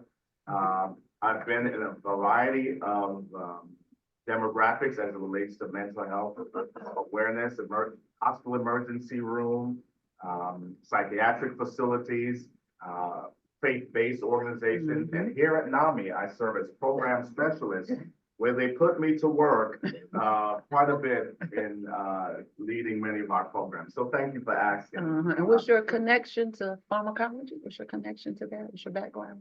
My background in pharmacology, Dr. Izzy, I am certified in pharmacology from Harvard University. So I did some extensive training, not as extensive as the work that you do as pharmacists, but that certification, it felt like 4 to 6 years. I know it did. Yes, and let's have Reverend Panicky. Would you mind telling us who you are? Well, I'm not panicky. I'm delighted that panicky is an art. Thank you. Right, so, I'm very glad to have a second to give my background, because it has nothing to do with pharmacy, and I'm not a religious leader at all. I am really here because I've worked so closely with church coalitions, because those of us that are interested in social justice have understood that the only way you give voice to the issues that plague particularly the underside of our society that has no root out of poverty or lack of resources, depends on the people who can muster numbers and voices. So really, I'm just part of that sort of coalition of churches. And I should, my background in terms of career is hybrid. I've been licensed social worker in practice in Chicago. When I moved to Atlanta and later got on the city council, I got interested in policy and legislation. Well, you don't lobby for human services at the city level, that's state and county. So all of it, and I'm a member of St. Luke's, the church on Peachtree, which means that is about 15 congregations, temples and churches that were highly engaged in lobbying for all manner of human service issues. But what we ran into is the hot button issues, reproductive rights, gun control,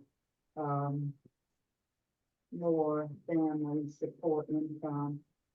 Those issues in the state of Georgia these days just run into a tremendous blockage. So, well, I'm getting into what I wanted to say. I'm walking under false colors if I'm identified really with pharmacy or as a minister.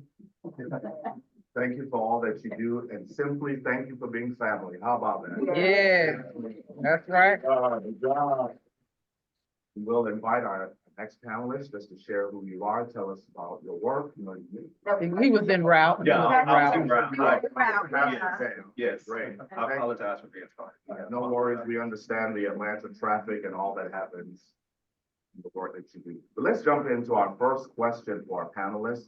And for this particular question, we will ask Dr. Bell, Dr. Howard, Dr. Sherry, and Dr. Lorianne. You will take this particular question. So again, Dr. Bell, Dr. Howard, Dr. Sherry, and Dr. Lorianne, you will be the responders for this. So there's a huge myth in the community that surrounds the belief that all that pharmacists do is dispense medication. That's the huge myth, right?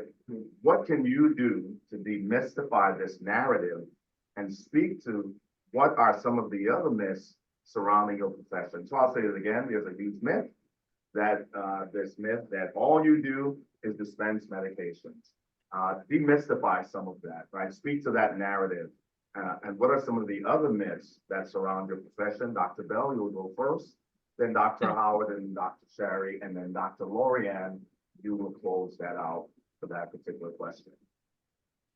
Okay, well, to demystify that, a lot of people think all pharmacists do is slap a label on a bottle and it goes out, but that is nowhere near the case.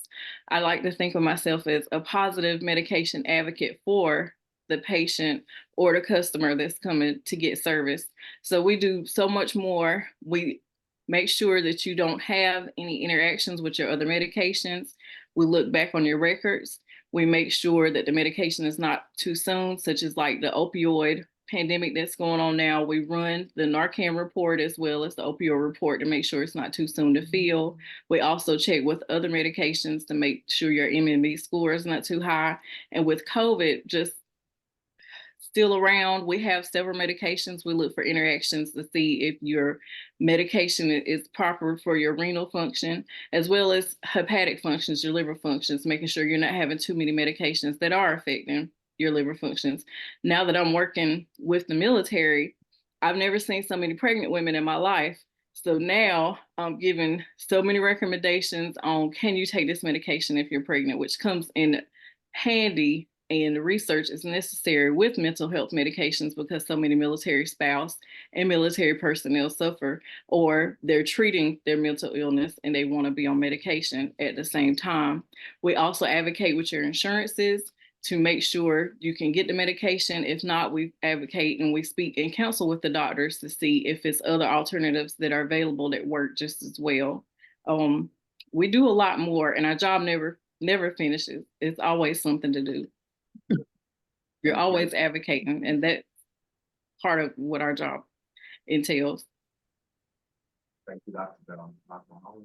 Yeah, I want to piggyback off of what Dr. Bell is saying in that, being the patient advocate, we are, like you were sharing earlier, we are like the gatekeepers, the medication gatekeepers, right? So we are literally, and we're healthcare professionals. We lose that title in practice. So, but we're the last individuals that healthcare professionals that patients see in the community pharmacy space. So our last discussions are really, really important with them. We are not the pill pushers. We've heard that one quite a few times, more specifically in community pharmacy, but we are counselors. We are confidants. We are advocates. We are trusted healthcare professionals. We are present. We are present. We are present. So we play like a very impactful role in addressing mental health, education and awareness. Some of the things that some of the pointers, talking points that I give to my team who address, medication adherence nationwide, is finding a way to kind of connect with the patient base to ensure that those discussions that we're having, especially when it comes to mental health awareness and to, mental health medications, making sure that those discussions are tailored to the patient, so they're patient specific. We're holding discussions with empathy and with hopeful. Okay. Excellent. Dr. Sharon. So I'll piggyback off of what everyone else has said. I 100% agree that as pharmacists, we can do so much more, and we do so much more than dispensing medications. I am a pharmacist, and I actually don't work in a pharmacy at all. So at the Atlanta VA, I work outpatient mental health, but I get to meet our veterans and talk to them about what's going on with their meds, talk to them about what's going on with their health. And then I get to make recommendations to them. And then depending on if they approve or they appreciate that recommendation, then we can order whatever the medications need to be. I think our community pharmacists are the most accessible and the most seen. But I think there is some appreciation, or I think I would love for everyone to know that as a pharmacist, there's so many different avenues and routes that you can work in. So not necessarily all of us work community pharmacy, but we can work in academia, we can work in industry, we can work in hospitals, lots of different areas. The one that I want to kind of build upon, the question that I wanted to build upon is what other myths surround your profession? And I think we spoke about it a little bit too. One myth that I think is big is that pharmacists are pill pushers. And I would hope everyone agrees. All the other pharmacists agree that what I tell my patients is my job is not to force you to take a medication. My job isn't to convince you to. My job is to give you the information that you need so that you can make the best choice for you. And then I want to be able to support you in that. And so that's one thing that I talk to all my patients about is, again, my job isn't to sit here and force it to you, but to make sure that you're well informed and able to make the right decision for yourself. Thank you. Dr. Lorianne will wrap us up. Okay, so the role of a pharmacist can vary depending on the type of practice. So in addition to counting pills, as a community pharmacist, we represent, the most accessible healthcare professional. Customers get to come in and get free advice on an illness or a situation that might be going on with them. We're able to administer vaccines. We do blood pressure checks. Some states allow prescriptive rights to pharmacists. We do comprehensive medication therapy management. We interface with other healthcare professionals such as physicians, nurses, nurse practitioners, just to come up with the best plan for the patient. I also act as a preceptor, so I mentor student pharmacists. And I also want to point out that there are other areas. So you have AmCare, health economics, you have HIV specialties, you have veterinary pharmacy, nuclear pharmacy. Just to name a few, industries is a very largely growing field also. And just to highlight some of the myths, that pharmacists aren't doctors, we're quacks, which is not true. There's also the other myth that, all pharmacists wanted to become physicians and we didn't get to matriculate into that system. So we reverted to being a pharmacist. I never wanted to be a physician. So pharmacy is a passion for me. And another myth is that, you have to be a chem whiz to be a pharmacist. That is not so at all. Well said. Well said. Wow, wow, wow. Thank you all for demystifying. That's it. Changing the Mystifying. narrative, right? Giving us new language, new anecdotes. Thank you. Did you hear some of that? I heard words like advocate. I absolutely love that. Right? I heard words like counselor, confidant. And I heard we are present. Yes, we are present. I absolutely love that.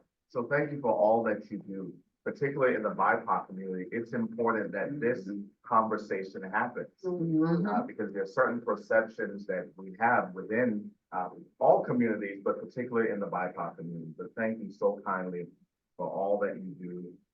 We certainly appreciate that. Let's move to our next question for the sake of time. For this question, we will ask Dr. Shari. You will begin for this one, then Reverend Miller. Miss Miller. Reverend Jackson and Reverend Gaddis, you will share on this particular question. You'll respond.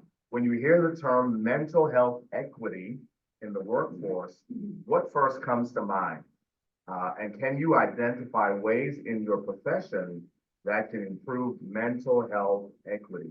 Additionally, please, can you identify ways your profession can improve mental health decriminalization, right? So when you hear the word mental health equity in the workforce, what's coming to your mind? What first stands out? And what can you do to improve mental health equity, and particularly within the criminal justice system?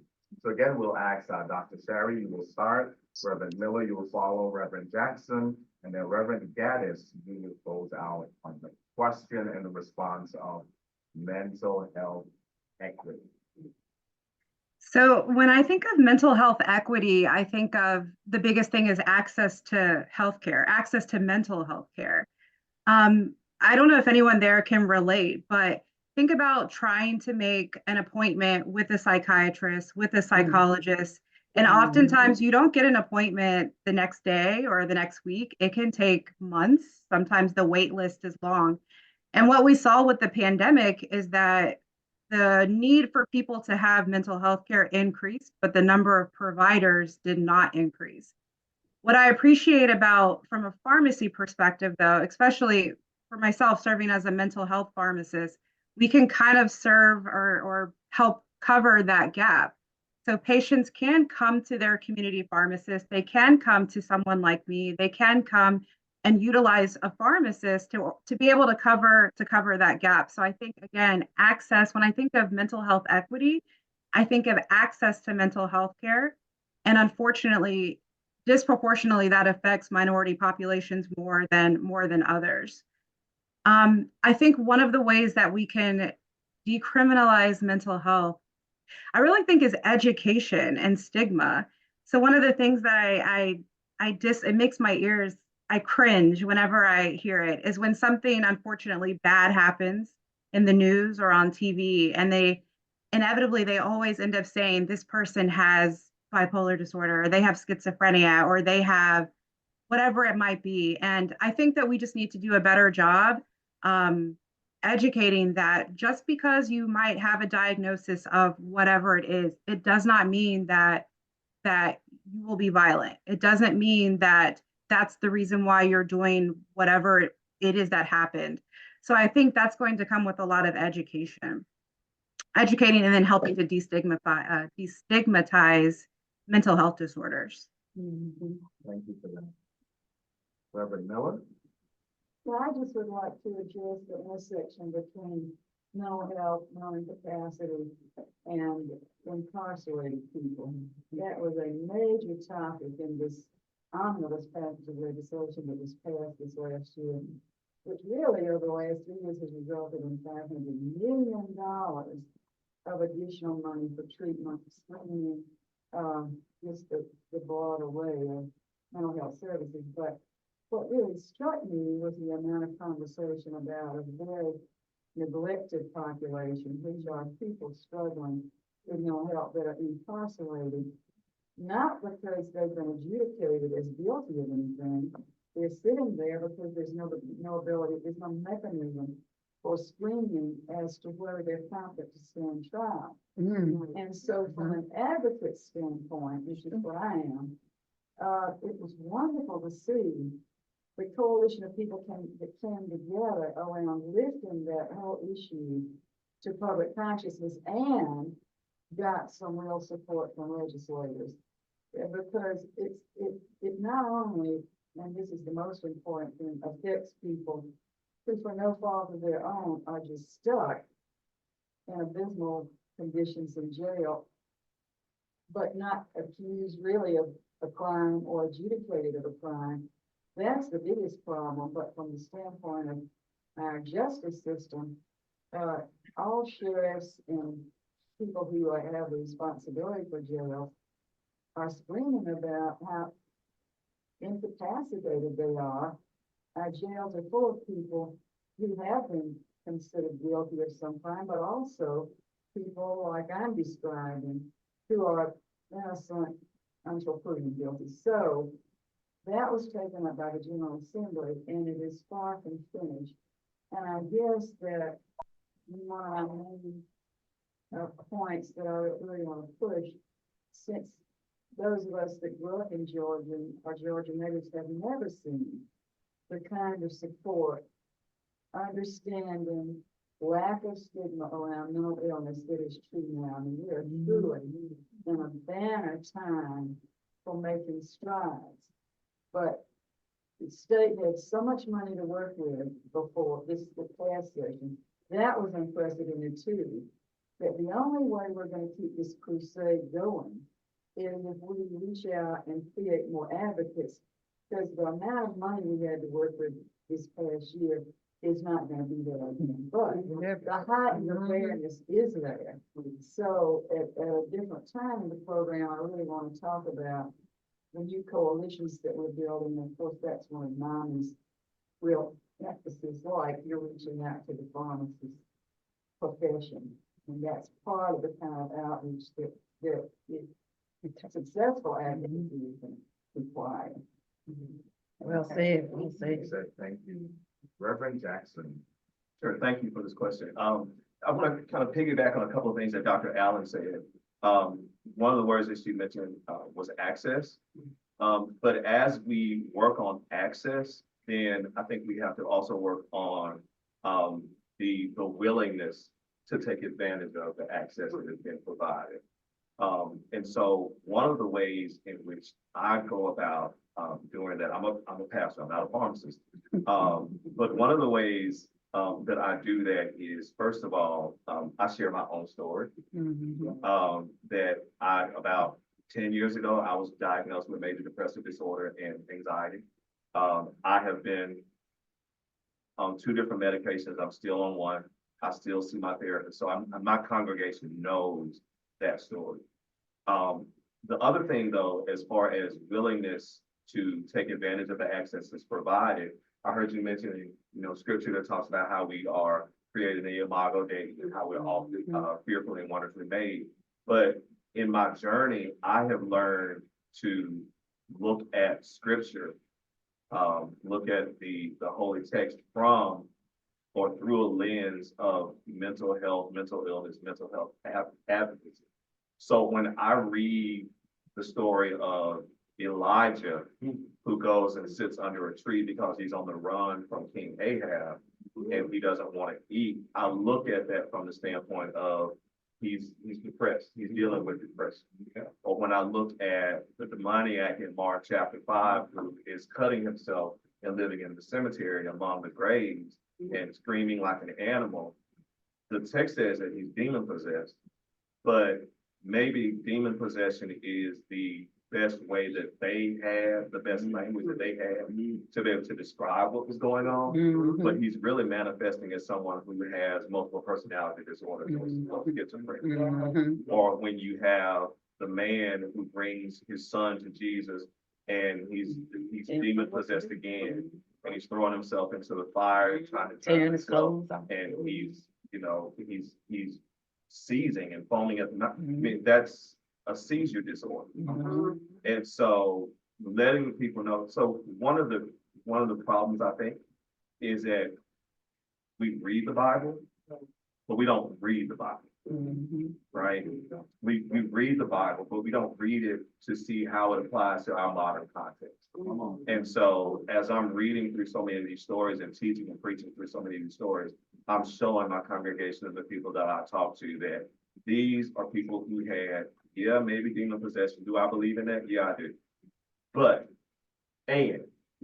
there are these physical illnesses, these mental illnesses that show up in the text. And if you can see those people in the Bible, then you can see yourself in the text as well and learn that I'm not alone in this. I can see help.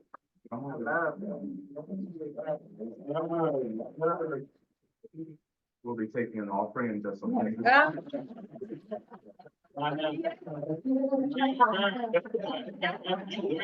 Cash out right now. Right after our A and B selection. Thank you so kindly.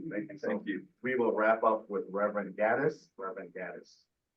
Good morning or good afternoon, everyone. And I'm sorry, I have a cold, so if I'm sniffling, it's just because I'm dealing with this cold.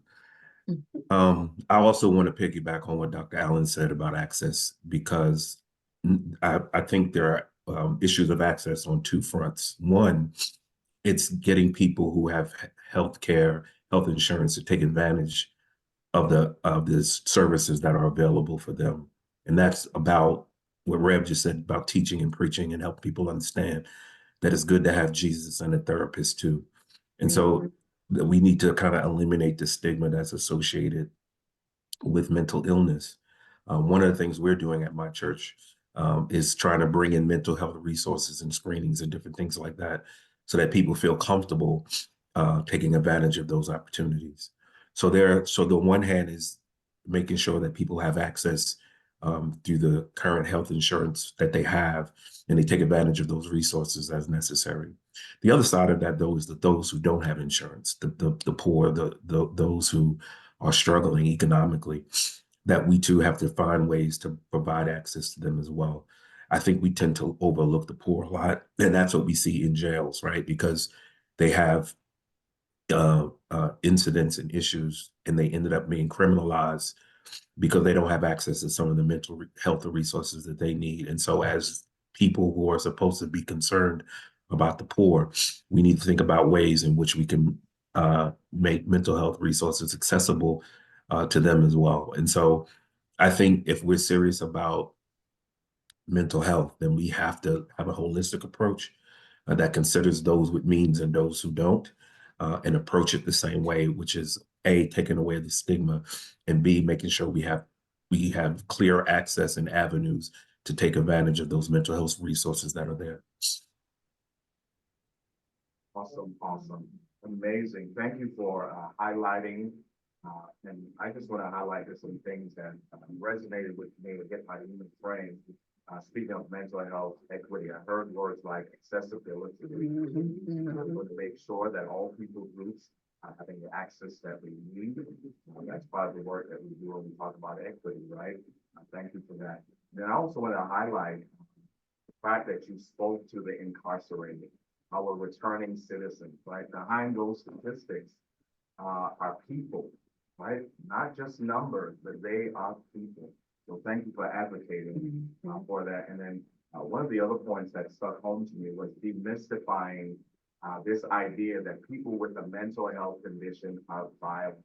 Right? We really want to make that clear that only about 3 to 5% violent crimes are committed by those with a mental health condition. In fact, people with a mental health condition are 10 times more likely to be victims than they are perpetrators, right? So we want to speak those statistics, we want to speak those numbers, and we want to make sure that we're speaking. And then the other word that came to my mind was vulnerability, and I heard that. We saw that with our faith leaders, right, who were vulnerable, right? And that's what will help to end the silence, the shame, and the stigma of mental health, particularly in the faith-based community, where it's often demonized or overly or hyper-spiritualized, right? We want to make clear that we are a tripartite being, body, soul, and spirit, and all aspects of us need to be addressed. Beloved, I wish above all things that you prosper and be in good health. I will stop right there,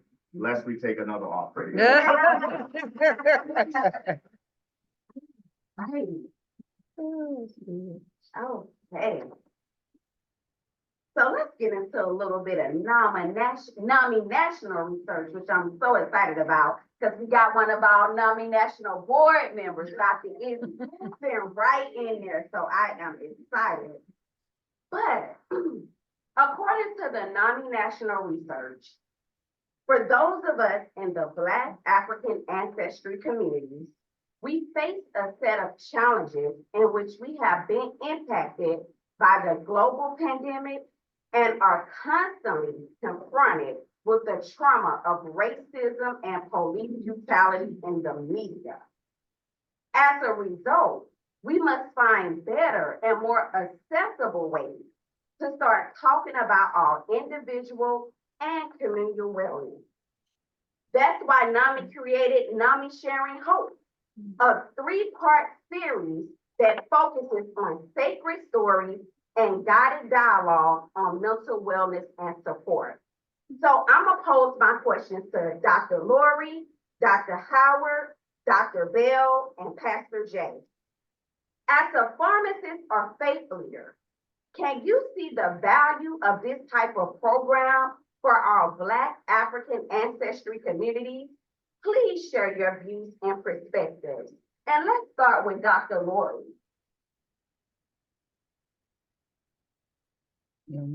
I think you're on mute, Dr. Lori.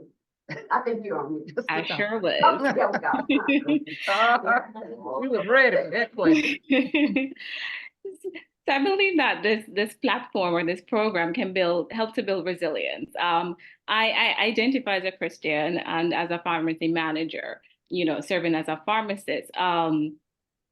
People are people. And I believe that we function at our best when we interface with others. We're able to understand our different values, and honor ourselves in these things like values, customs, beliefs, right? And if we're able to speak to like a clergy member where you have that safe space to discuss a difficult moment, you then get the result of being able to overcome this. And I have patients who will come to me too, they just want to vent. I'm there, working on the computer, and I'm trying to balance both. And, I have this particular patient, she'll just be going on about her work, or she lost her job. And she feels safe with me doing this. She doesn't necessarily speak to other people in my work area like this, but this is her safe zone. And I give her that area to vent. I too have benefited from speaking to my clergy member, going through the trauma of losing a father, or just the whole trauma of the pandemic period. So I definitely do believe that it is critical to our community where we're people of color, Black people are able to benefit from this. Absolutely. Thank you for that, Dr. Lori. Dr. Howard. I was going to say that my understanding of the three-part series is to allow people within across the diaspora an opportunity to speak with and to speak with others that understand their language. So many of us, we maneuver in this world with a double consciousness, and we're maneuvering, speaking different languages within different groups of people. So we want to be able to have platforms where we can speak the same language, but still gain what's necessary for us. So it's not just being within one subset or another. It's definitely having an opportunity to be in a space that understands understands cultural competency, so understands and also understands what social determinants, determining factors are present when we're trying to address mental illness. Thank you so much for that. Dr. Bell. I definitely think the community could benefit from it. First, it's free. So anytime you have that good thing, people are jumping on it, and they're going to be like, okay, it's free. We can do this. We can have this program. We can present it. And sharing, anytime you share with people, it seems like they're going to give you their testimony too, or they're going to give you their story too. And it helps to open up the room. I oftentimes share when I do cardiac classes about things that happened with me, like during pharmacy school, during teaching and having hypertension, and they couldn't find anything to treat me, but the doctor that I had, she said, well, are you stressed out? I said, I feel like stress is my middle name. And it was like, once she put me on something for stress, like a low, mild antidepressant, my numbers went down 30 points. So I shared it with people to let them know it's okay to talk to someone. It's okay to get help, because oftentimes people think there's no other choice. And if you have just a faith of just a little bit of hope, that gives you something that you can keep going forward. And most of ailments, they start in your mind. So when you can help give people hope that they can get better, and they think they can get better, the rest will follow. So yeah, this is definitely a program that I think that everyone can benefit from.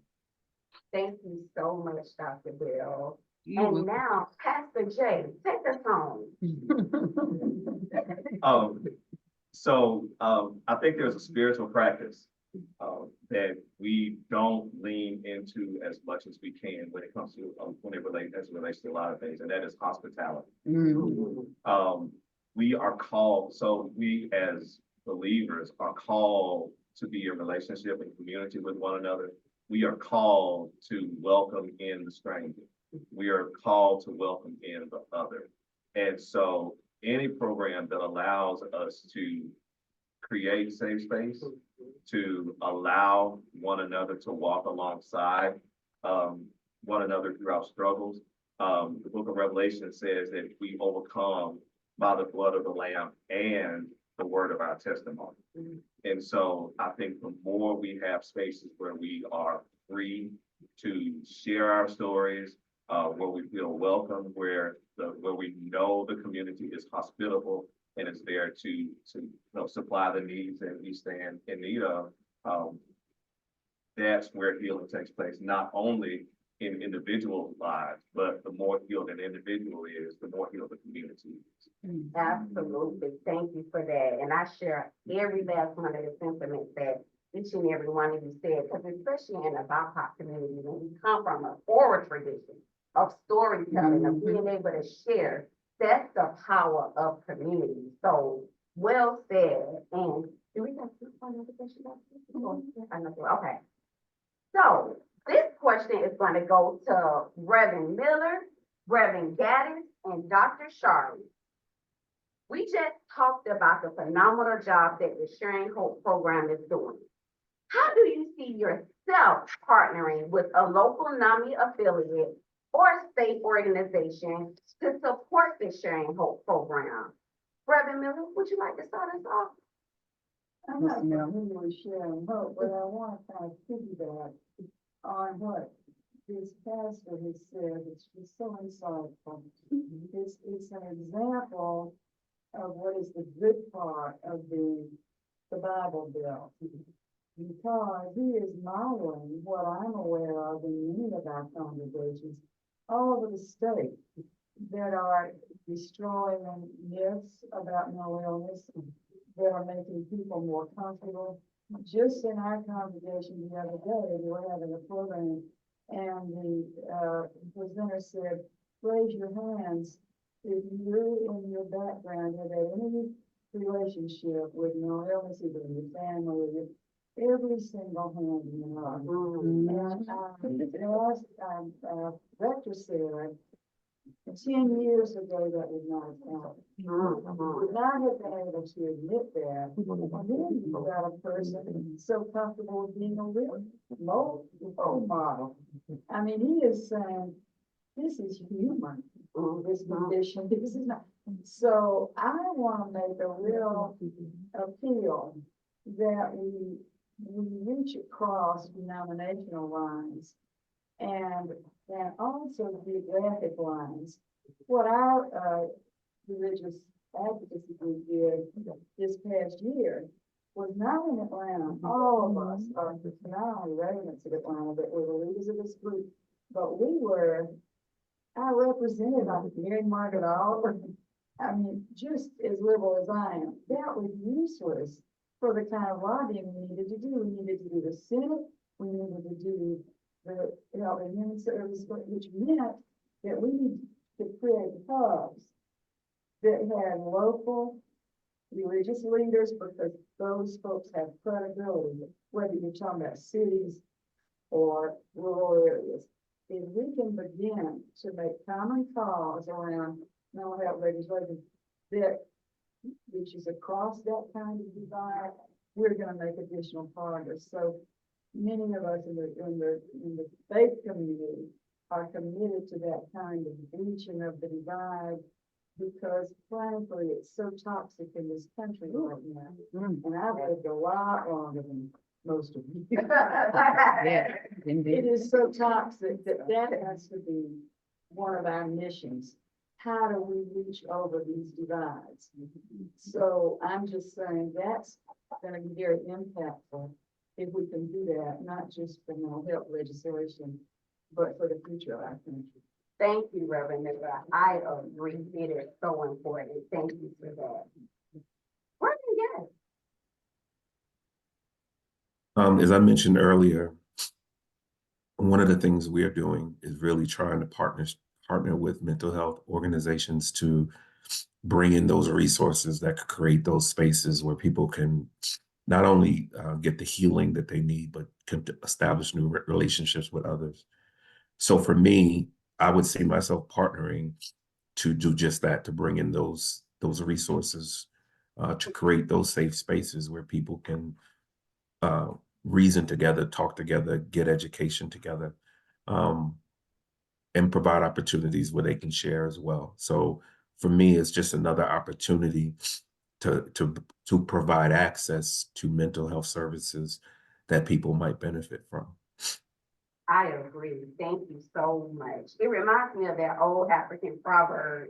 Do y'all remember it where it says, if I'm alone, right, I can go far. No, it says, what's that African proverb? If I go by myself, right, then I'm alone. But if I go with other people, then I can go far, or we can go together. But when you were saying that, Reverend Gaddis, it reminded me of that African proverb because we can do so much in community.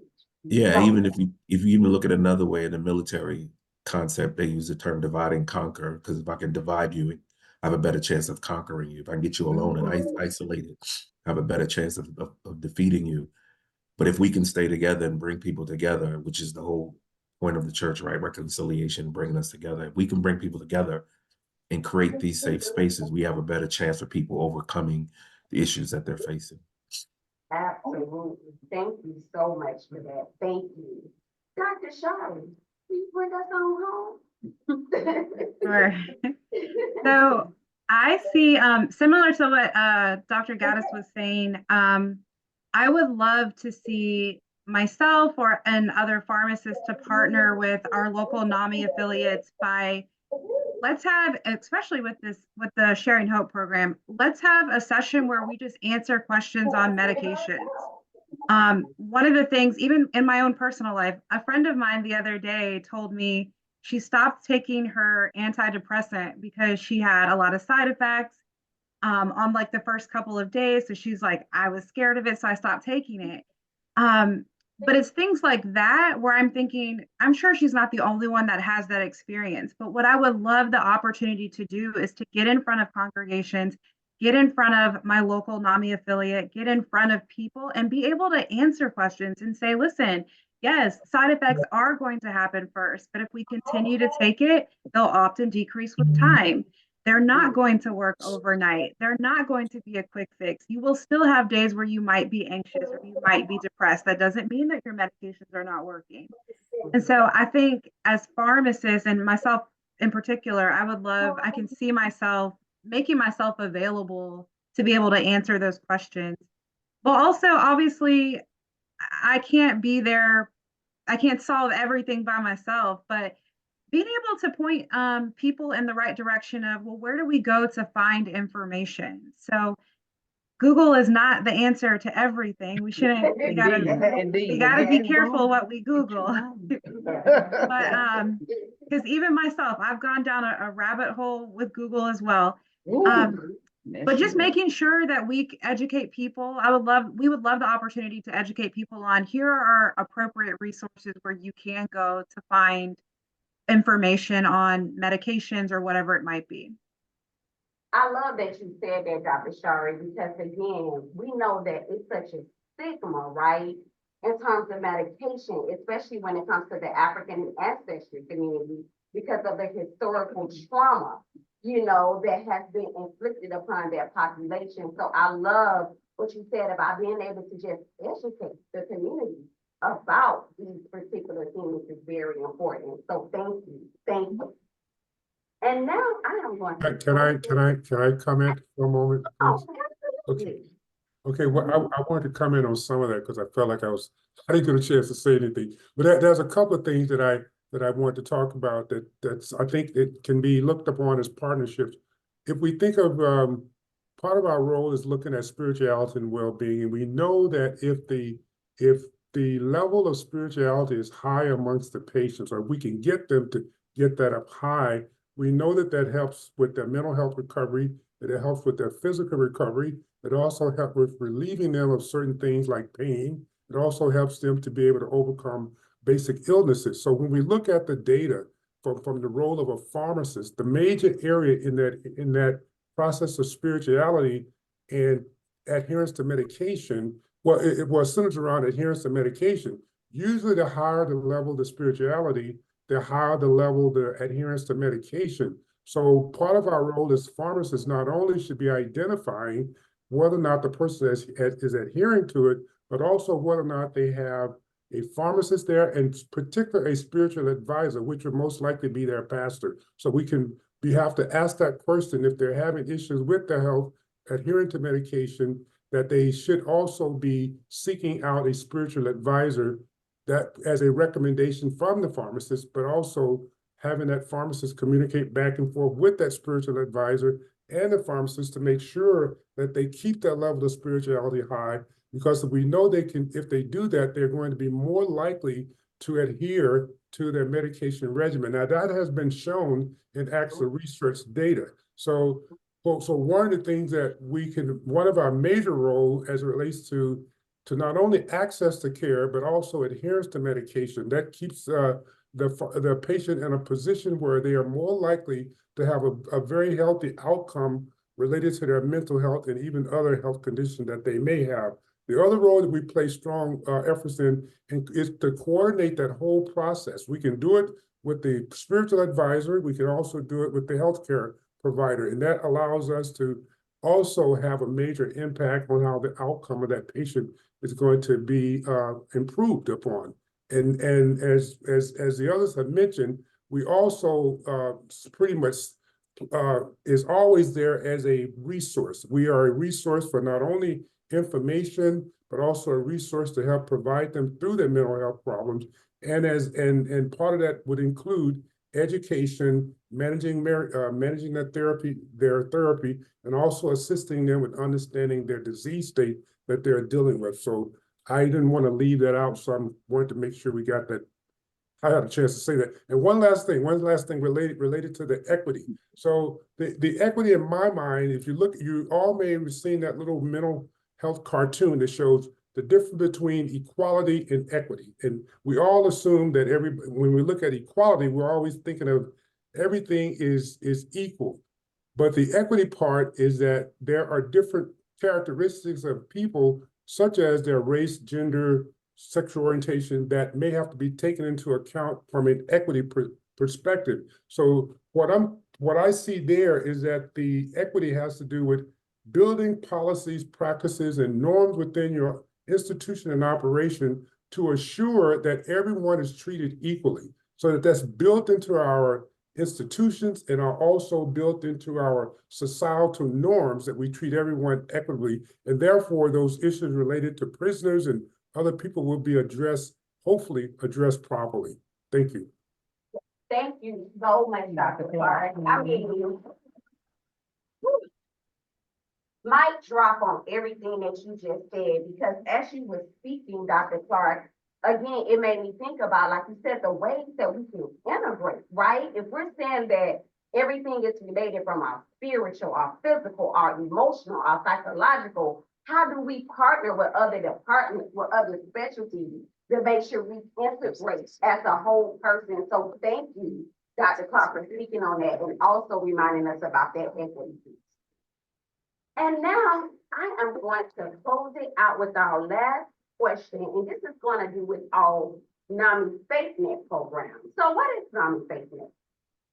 NAMI FaithNet, which is an information network of NAMI members, friends, clergy, and all faith traditions, strives to encourage welcoming congregations, as well as promote the vital role of spirituality and the recovery journey of many who live with mental health conditions.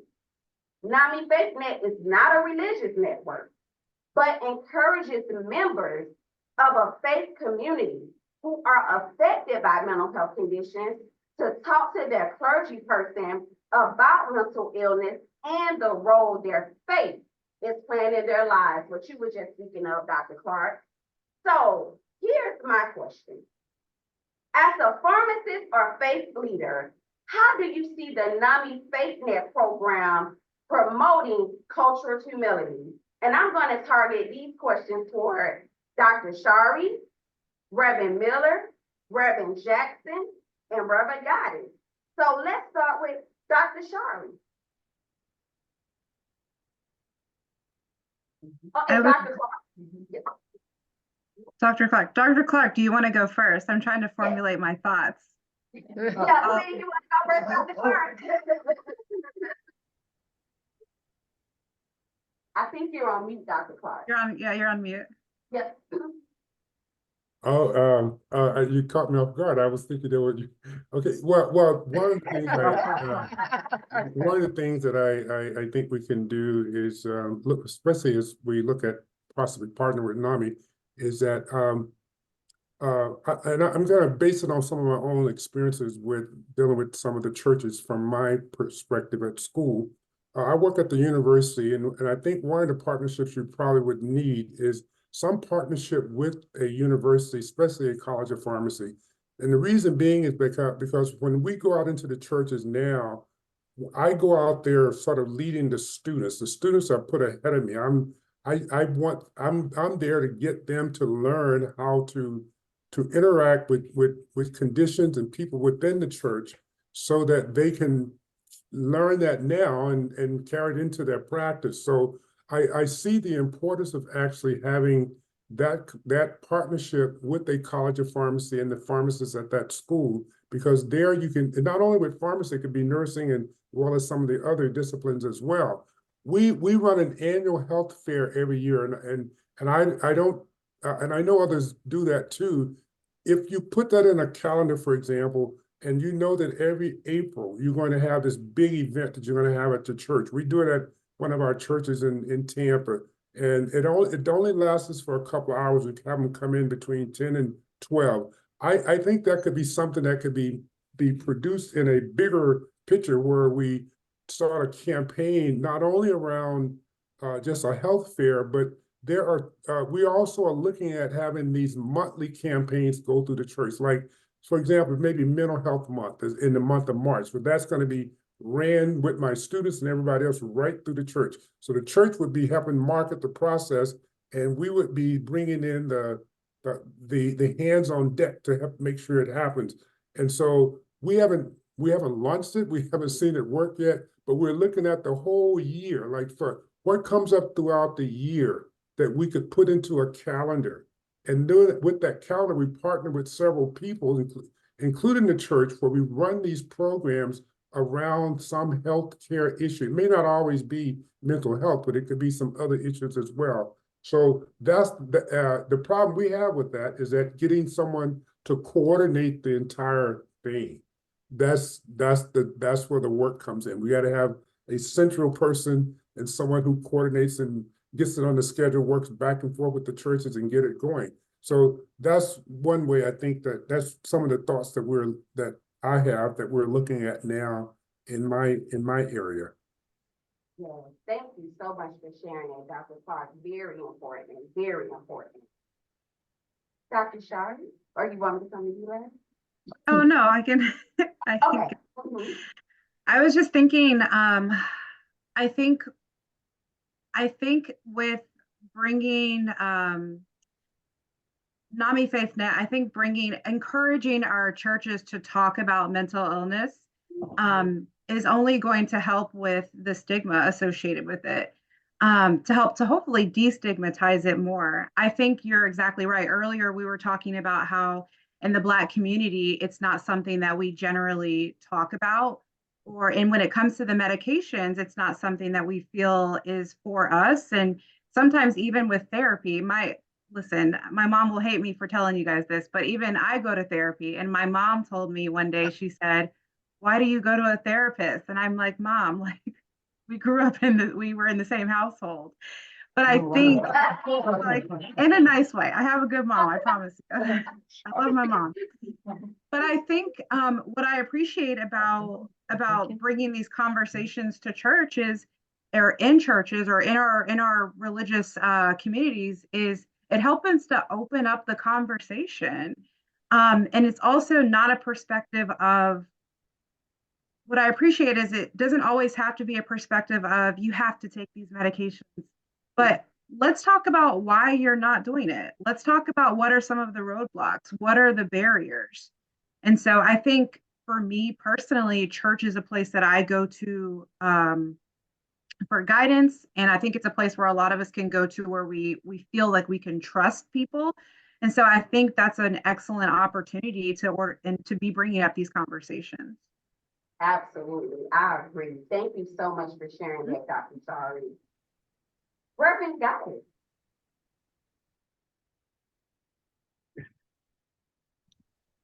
I agree actually with Dr. Allen again. It seemed like we're in violent agreement all day. I think the church is mostly construed as a safe place, a place where you can, because you form relationships with people over the years, you're more comfortable there, and you see it as a safe place. It is a place where we can introduce new ideas, deal with stigmas, bring our faith to bear on top of that with scripture to help people navigate what this notion of mental health really means, and to provide spaces where, for example, Dr. Allen can come in and say what she just said. Hey, yeah, that pill you're taking, you might need to keep taking it until you can get over the hump. And I think there are a lot of people who don't have access to people who they can have those kind of frank conversations with. I do think, and I keep saying this in different contexts, that while the church has lost some of its power as it relates to mobility, mobilizing people to do things, it's still a place of excellent information. And so it used to be, we could just say, go do this, and everybody would go do it. I think we've lost some of that for various reasons. But I do think that the church is still a central place for information sharing. And so I think faith.net, FaithNet will be a great place, a great thing to share from an information perspective with people of faith. And it'll be a wonderful thing to do to the church, I think. I just had another quick thought. I'm sorry, just a quick thought. What I also think is going to be important is with NAMI FaithNet is even when we bring people, and then both of the pastors have been speaking about this, when we bring people into our churches, I think it's important that we include people that look like us. Because interestingly enough, I didn't know this, but interestingly enough, the percentage of Black pharmacists in the US is, I believe, less than 7%, which is just interesting to me because most of my friends, I went to a historically Black college. So to me, I was surprised by that number. But again, while I think information can be shared from multiple individuals, I do think in our churches, we do have to admit that it is going to be maybe well received, better received, and appreciated if they could see people that look like us talking about mental health and talking about the importance of medication and the various aspects of mental health.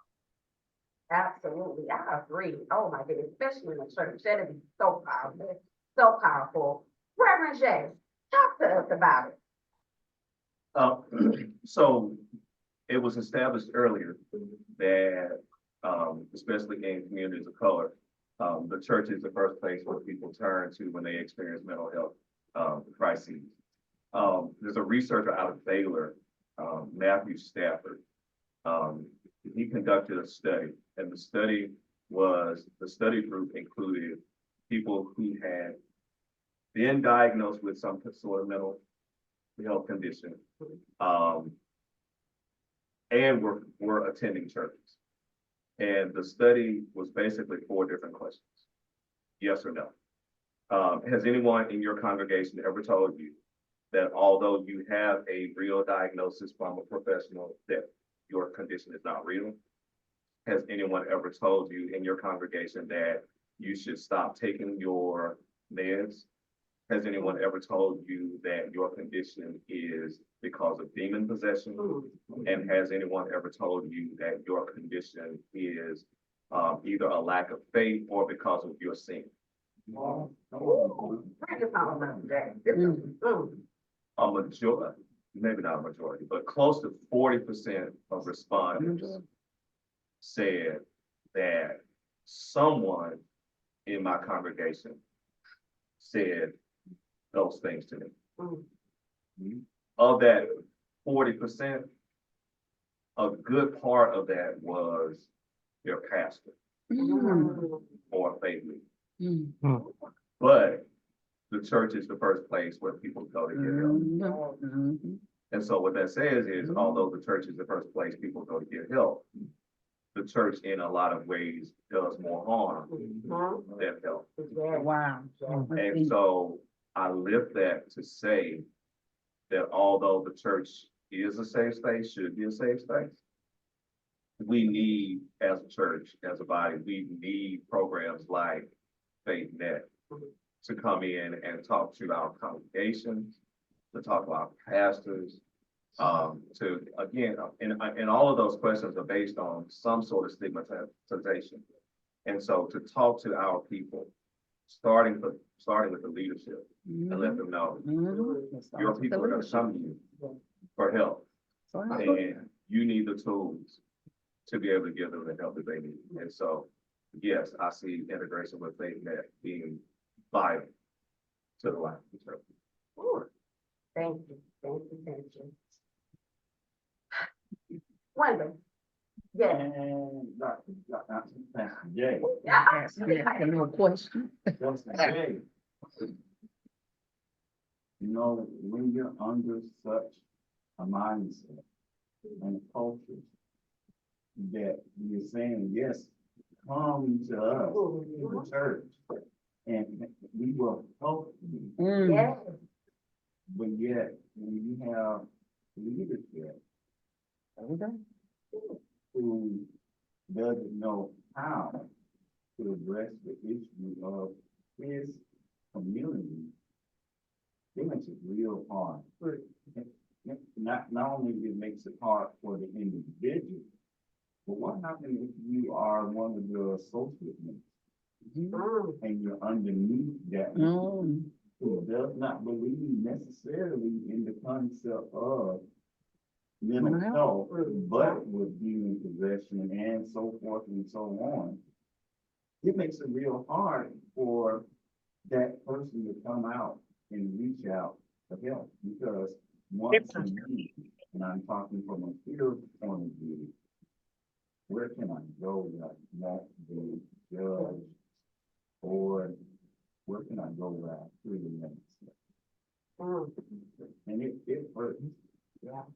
It hurts me, and it hurts the people that's in the church, and believe it or not, it hurts that leader.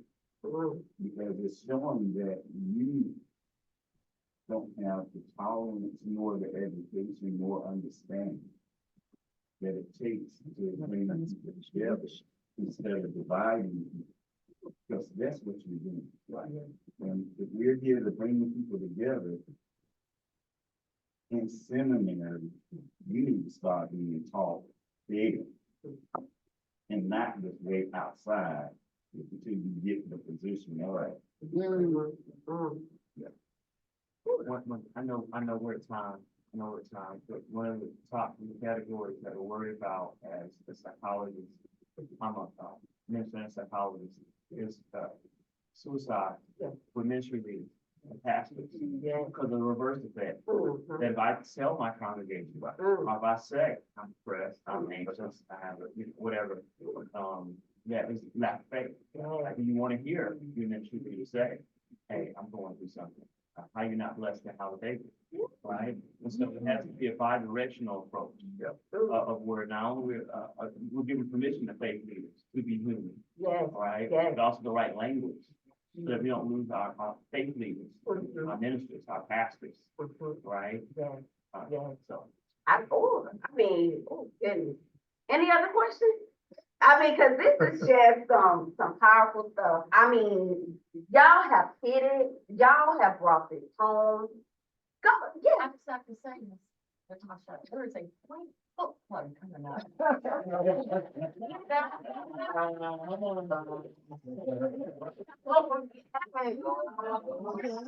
Yes.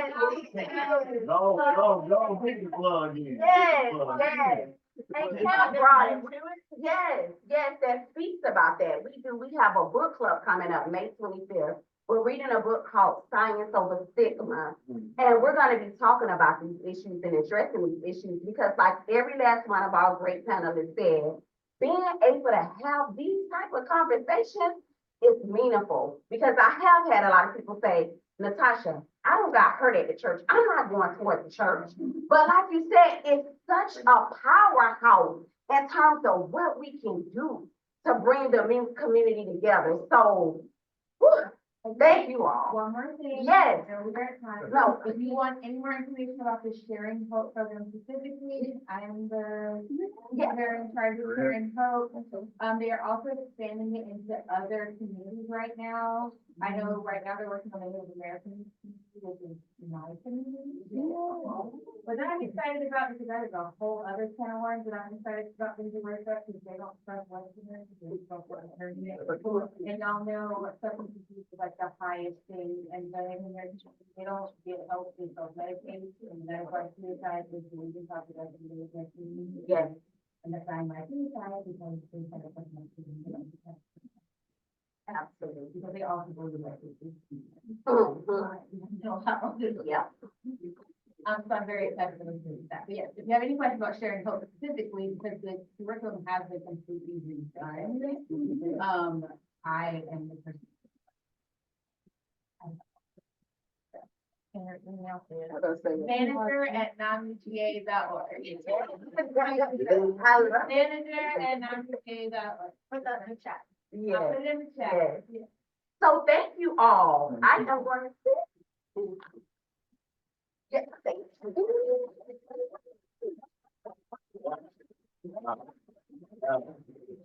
I'm in.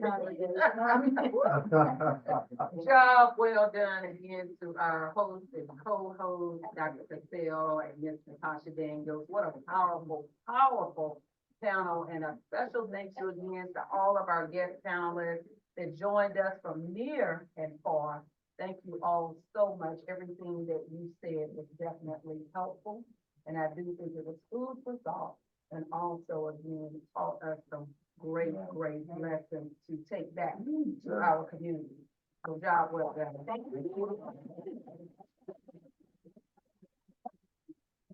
All right, we are going to switch gears as we are nearing to the last part of our DEI, our historic DEI summit, and we are going to go into our breakout session.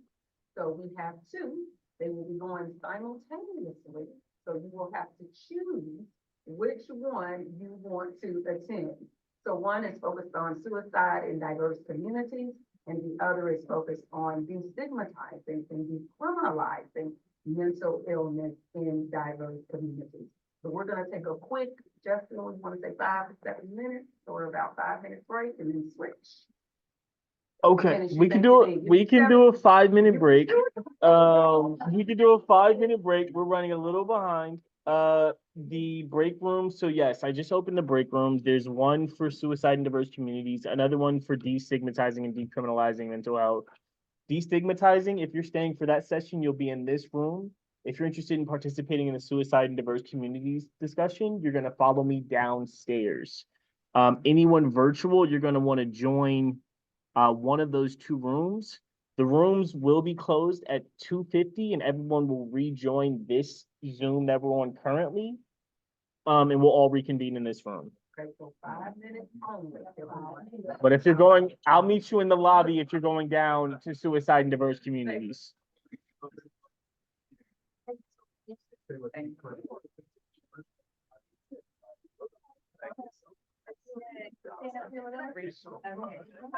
Can you make it?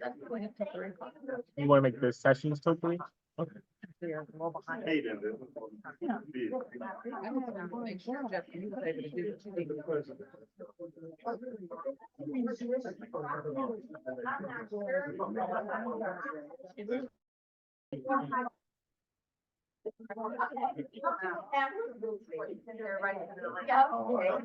Make sure you walk back in on that.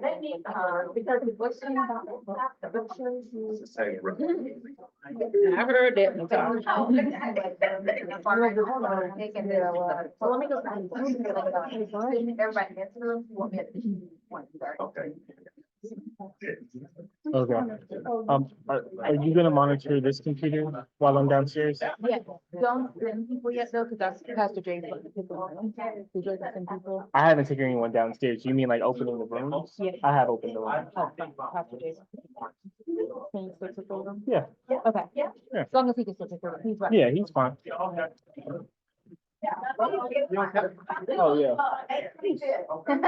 Tammy, say what's up. That sounds okay. Yeah, that didn't sound good. We just knocked the screw. Oh, my goodness. Oh. We blaming that one on Justin, that's Justin. Oh, man. Yes. I'll put it with the rest of them. Yes. All right, so. Yeah. All right, I'm gonna go set up downstairs. Okay. Okay.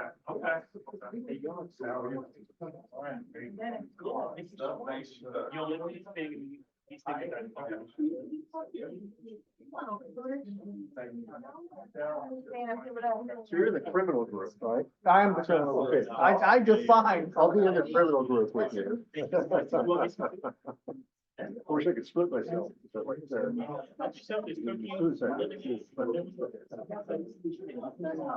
Oh, you did? Well, how about you? Good. Thank you for coming to the full Saturday. I have to say, oh, yeah. I'll see you. Yeah. At least I'm all right with that. Hey, I'm Jeff. All right, so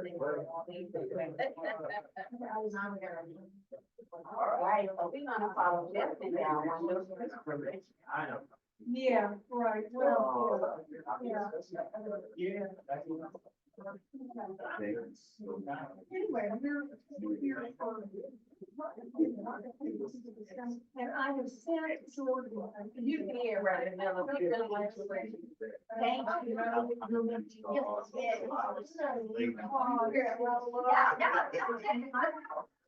They are no powerhouse.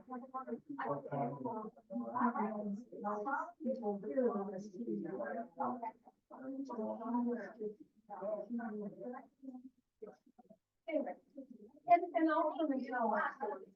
Oh, yeah, I love to. Got it. Oh, you didn't know? Hey, Jeff, are you staying up here for destigmatizing? I think so. Sylvia, are you staying up here? I'm just stigmatizing, right? Yes. You are, I'm not too, yeah. You're staying up here. Yes. Sorry. Intersected to the room. So. So it looks like we're gonna.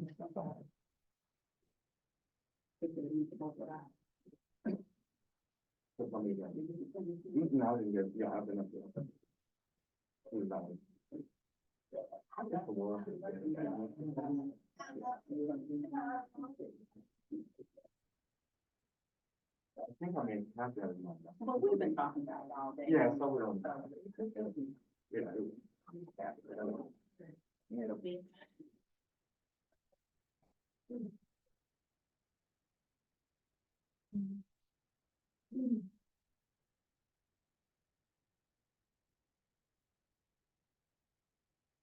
There's some virtual people. So they're going on for what time? 250? Yeah, about. Yeah, we'll try to take some questions at the end. I know they have some burning questions. Burning questions. Hey, Miss Gwenda.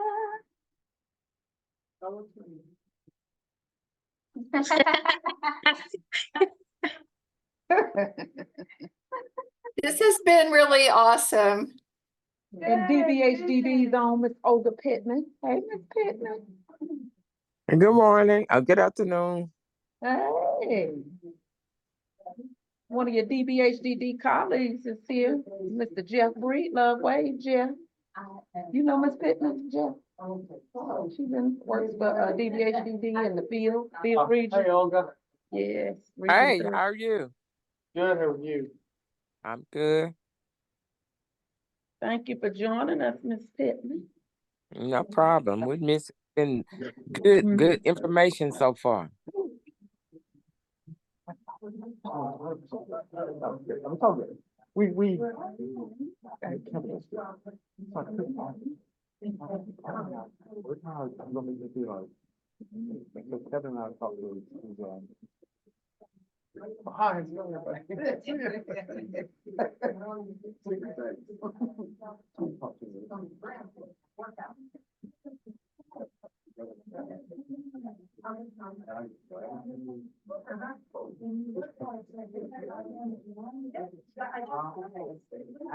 so it actually turned out very well. It was actually a blessing that I was. We're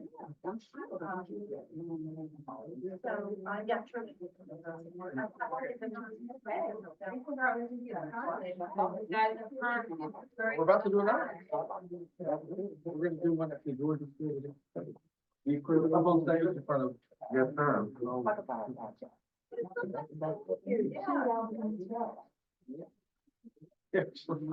Yeah, I'm reading this book about. After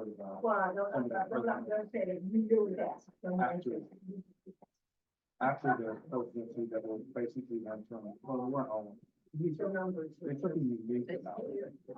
And one of the two here, but he got demolished. But he lived to be 90. So what did he do from the time he got? Are you saying? Tonight. Well, we'll talk a lot.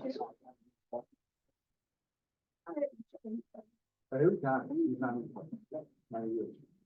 But they talked a lot about Roosevelt. Oh, thank you so kindly. We're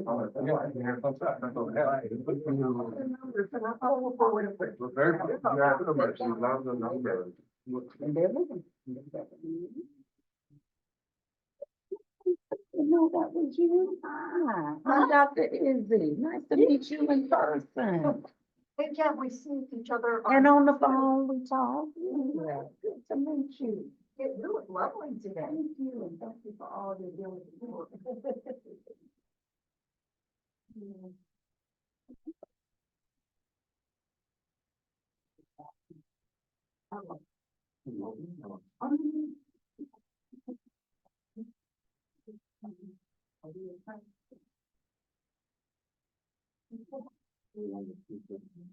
And that would take the room for people to be there.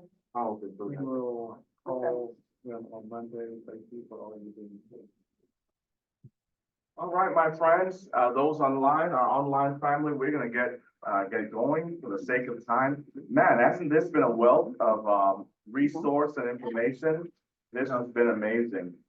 Thank you so kindly for all that you do in your respective stations. So we're gonna go forward. We're gonna talk today for the next little while here on this idea of how can CIT or the helping providers, how can we partner together, right, to help our affiliates to support decriminalizing mental illness, right? So that's what we'll talk about the next few minutes here. How do we create partnerships, right, that can support the importance of decriminalizing mental illness.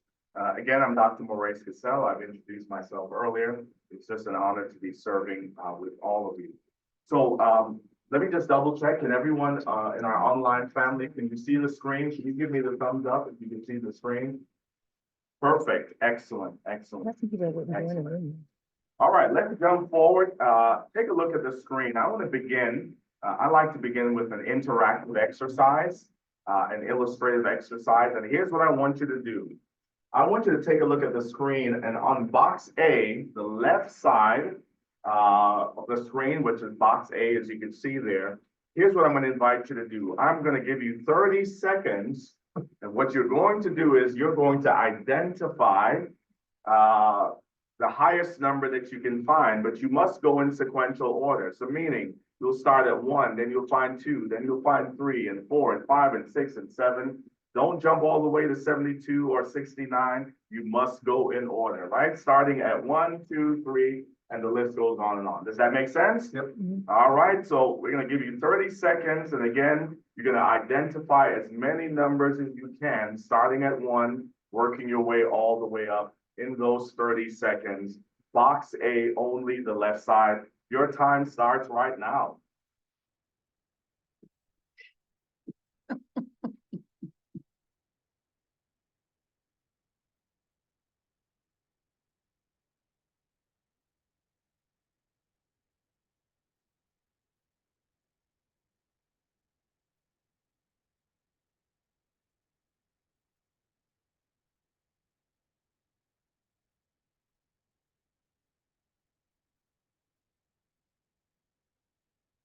And time is up. Wow, that was a quick 30 seconds. Whoa, whoa, whoa. So tell me, you can put it in the chat feature and those here, in person. What was your highest number that you found? 9. 17. 17. 17. 17. 72, right? So remember, you had to start at 1 and you couldn't jump all the way up to 72. You had to go all the way through. So you got all the way to 72. I got 17. All right, 17. I got to 18, but I cheated and started before you said go. Okay, look at you, Miss Glenda. Shame off of you, right? Shame off of you. Yes. 4, excellent. Let's see in the chat feature. I love the interaction. Give me some more in the chat feature. What did we get? Excellent, excellent. So we're gonna do this again and listen carefully. We're gonna focus on box B, the right side of your screen, box B. But before you get started and cheating like Miss Gwenda did, let me give you some instructions.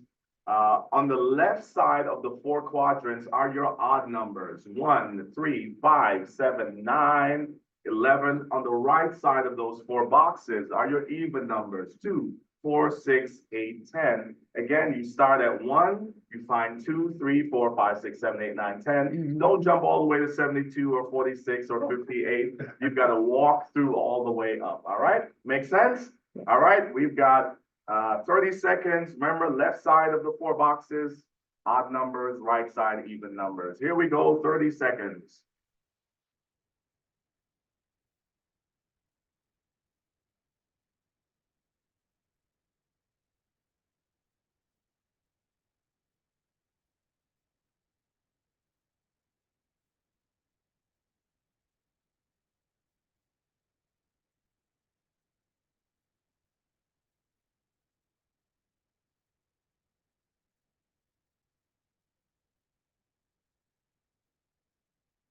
All right, and your time is up. All right, tell me, how far did you get? 18. 22. 22. 22. 13. 11. Oh, you're all great. I get 41. 14. What about those online? Excellent. Oh, I Go got ahead. to 14. I got to 14. You got to 14 because you didn't cheat this time. So someone is saying, why begin that way? Let's first ask about this experience. What was it like to do this activity? What did you notice? Some real quick things, and then we've got to dive into our information. What did you notice? What was the experience like with this? You were tuned in. You were tuned in. I love that. Somebody else? Focus. Focus. What else? It was easier the second time. It was easier the second time. Really? I was like, the second time. Second time. Easier the second time for the most part, right? Because the second time I gave you order, I gave you the directions, I gave you, a framework of what to do. And someone is saying, well, Dr. Excel, why would you begin with a scrambled exercise to talk to us about partnerships that include providers, CIT, and in addressing this great task of decriminalizing mental illness? Well, here's some things I want us to consider really quickly. Again, that activity was to get us tuned in, get us thinking, right? Create a framework. Well, the first thing is this. Effective collaborative care requires what? Intentional efforts and partnerships to support those with a mental health condition. in the scramble exercise, you had to be intentional. You had to be focused. You had to be locked in. Well, it does require that if we're going to move the needle. Number two, NAMI program, this is what we do. We provide awareness, insight, resources, and structure for mental health care. And that's what happened the second round, right? We provided you with structure. We provided you with order, right? Number three, those facing crises deal with scrambled experiences, right? And we want to use those words very carefully and mindful, right? You know, we're not limiting mental health conditions to this exercise, but in some sense, it can feel that way. It can feel scrambled, right? It can feel overwhelming like box A, right? But CIT and helping providers, what we do is in our partnerships, we help individuals cope, manage, and navigate the multi-systems of care. Because it can feel like that way in box A, right? You're trying to navigate this scrambled experience. Number four, an unscrambled approach, it disrupts silos and promotes mental health parity. I love that, right? When we work together with disrupting those silos, where everyone works in their own lane, so to speak. And we're seeing that changing, right? Here at NAMI, we see that on a week-to-week basis. Our executive director, she's at the Capitol, she's promoting those partnerships. And here's number five, an unscrambled approach, it promotes empathy, trauma-informed care, competency, cultural humility, and an appropriate responses to mental illness, right? So when we take this unscrambled approach that we're getting in there, right? We're getting our sleeves in, we're getting down to the grassroots, right? We're helping people unscramble. So I want you to think of it that way, right? That as CIT officers, as mental health providers, as caregivers, loved ones, when our loved ones feel scrambled, you and I get to go in and help unscramble them, so to speak. Right, you like that? And number six, an unscrambled approach, it creates awareness that we do not victimize, criminalize, or demonize mental illness, right? And I really believe that our last panel discussion really spoke to that. We don't victimize, we don't criminalize, and we do not demonize mental illness. Make sense? So let's move forward in talking about why is this so important that we're talking about this, right? Here's what I would like for us to do for the sake of time. I want you to take a look at the screen. I'm not going to read all of those numbers, but here's what we're hoping to lift from this particular slide. We want to address those mental health disparities and looking at what's happening with mass incarceration. So take a look with your eyes, and you would just tell me, whether in the chat feature or here in person, which one of those numbers kind of jump out at you, resonate with you, hits your human frame. You're saying, wow, that connected with me. So again, I won't read all the numbers, but which one speaks to you when we talk about mental health disparities and mass incarceration? The 50 million. What letter is that? Letter F. Wow, wow. So someone says letter F. This Letter C. Letter C. Wow. In the chat feature, go ahead and lock those numbers in. Which one resonates with you when we talk about mental health disparities and mass incarceration? Right? Let's see. Put those numbers in. I love the interaction, by the way. This is amazing. Any others stand out to you? We'll give you another moment here. Yeah, Letter B. Wow, good, good. So let me just highlight just a few of these. I won't read everything, but I think I want to highlight letter B, right? Black male youth that drop out of urban high school, 60% of them will end up in prison. Letter C, 40.2 Black American males or Black males make up the prison system, 40.2. And we would dare to say that those numbers are underreported, right? Letter D, 1 in 3 Black males will serve a lifetime prison sentence, which can be any sentence of over 10 years, right? And then I think I want to highlight letter E, and we'll move forward. Nationwide, African-American children represent 32% of children who are arrested and 42% of children who are detained. Wow, that's why we're having this conversation today, because the numbers speak to the mental health disparities and the mass incarceration. Let's move forward. Take a look again with your eyes. There's a lot of text on that screen, but which of these stand out to you? Again, this helps us to lean in together. Which of these letters? Letter I. Letter I. Wow.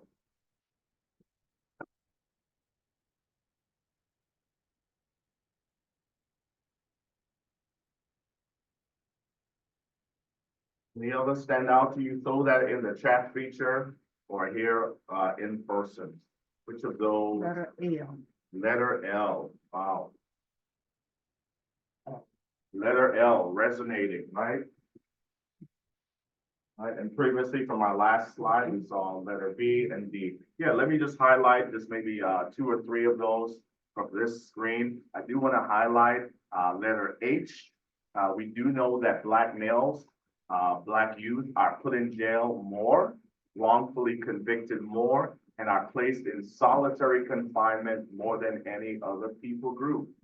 They are injured. We are injured more and receive less mental health treatment in jail. We do want to highlight that in 2016, our former president, Barack Obama, he wanted to address this issue of solitary confinement, and the law was passed, federal law that says if you are 17 and under, you cannot be placed in solitary confinement. So we're so grateful for that, right? I do want to highlight letter J. Due to trauma experienced in jail, Black male youth are more at risk for mental health challenges and suicidal ideation when in jail and once they are released. We've got to talk about our Black women. Here's my premise. If our women are not okay, then we're not okay. Can I get an amen?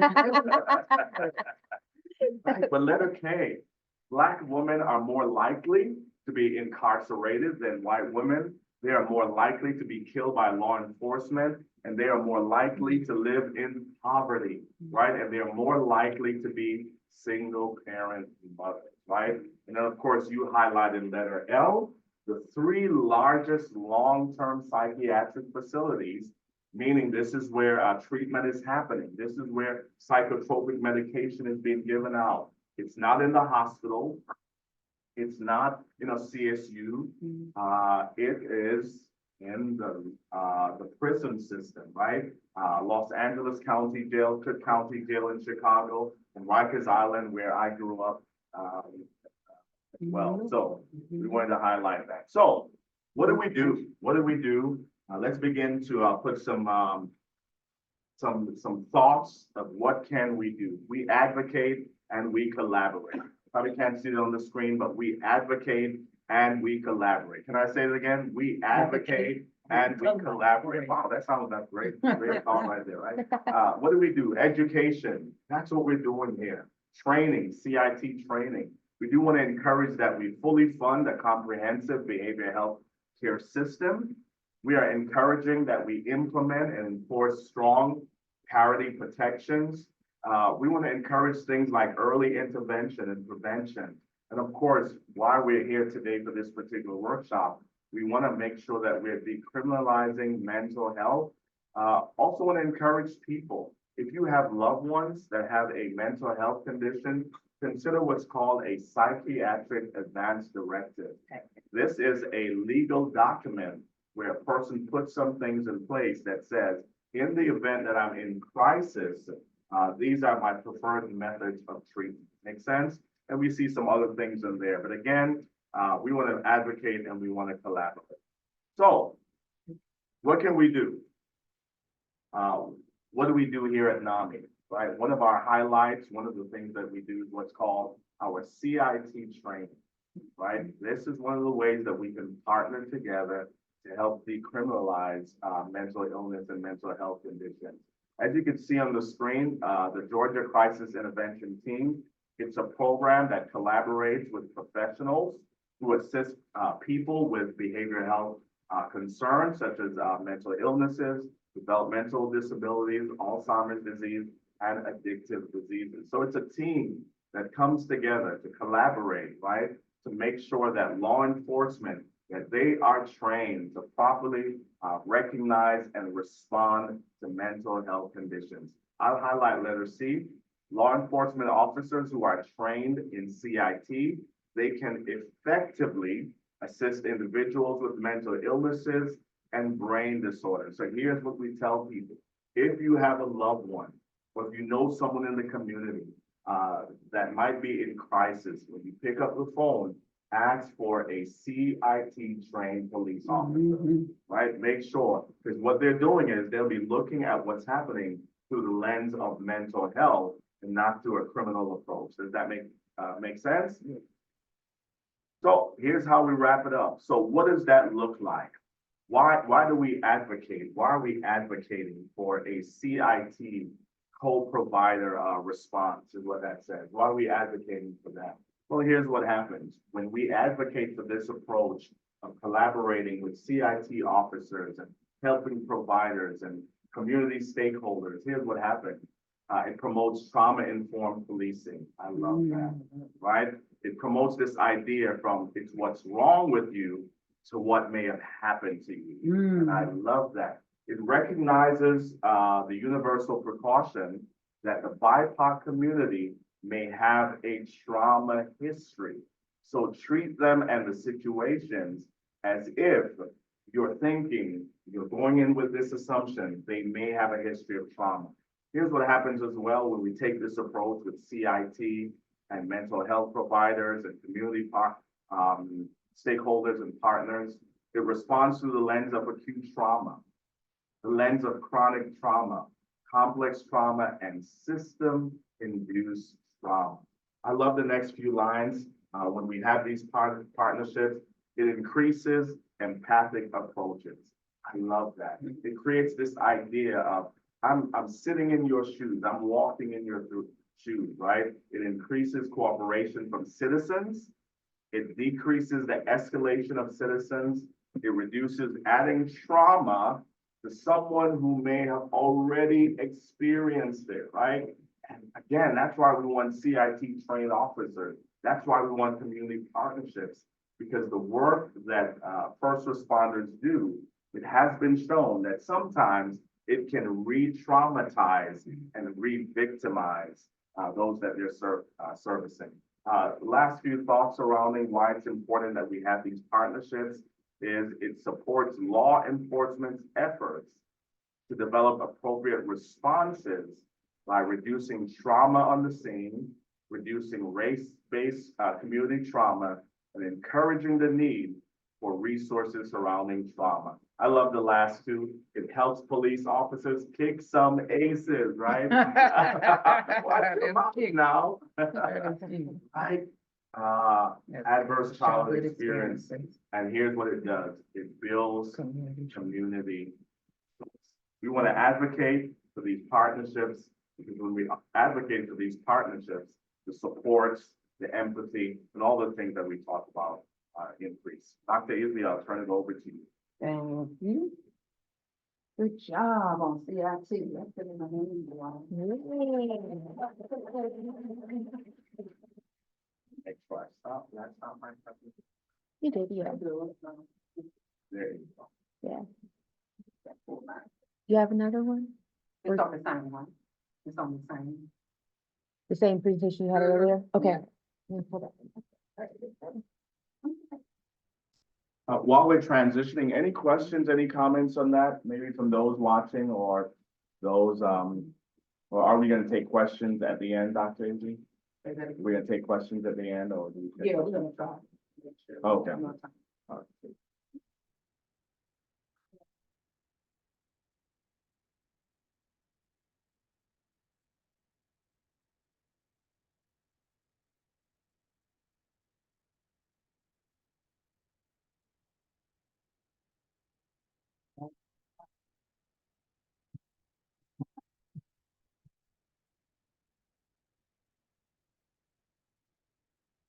You all for joining for example, decriminalizing. I'm going to be speaking to the topic of decriminalizing mental health from the perspective of leaders and what we do to further engage the community to decriminalize mental health. We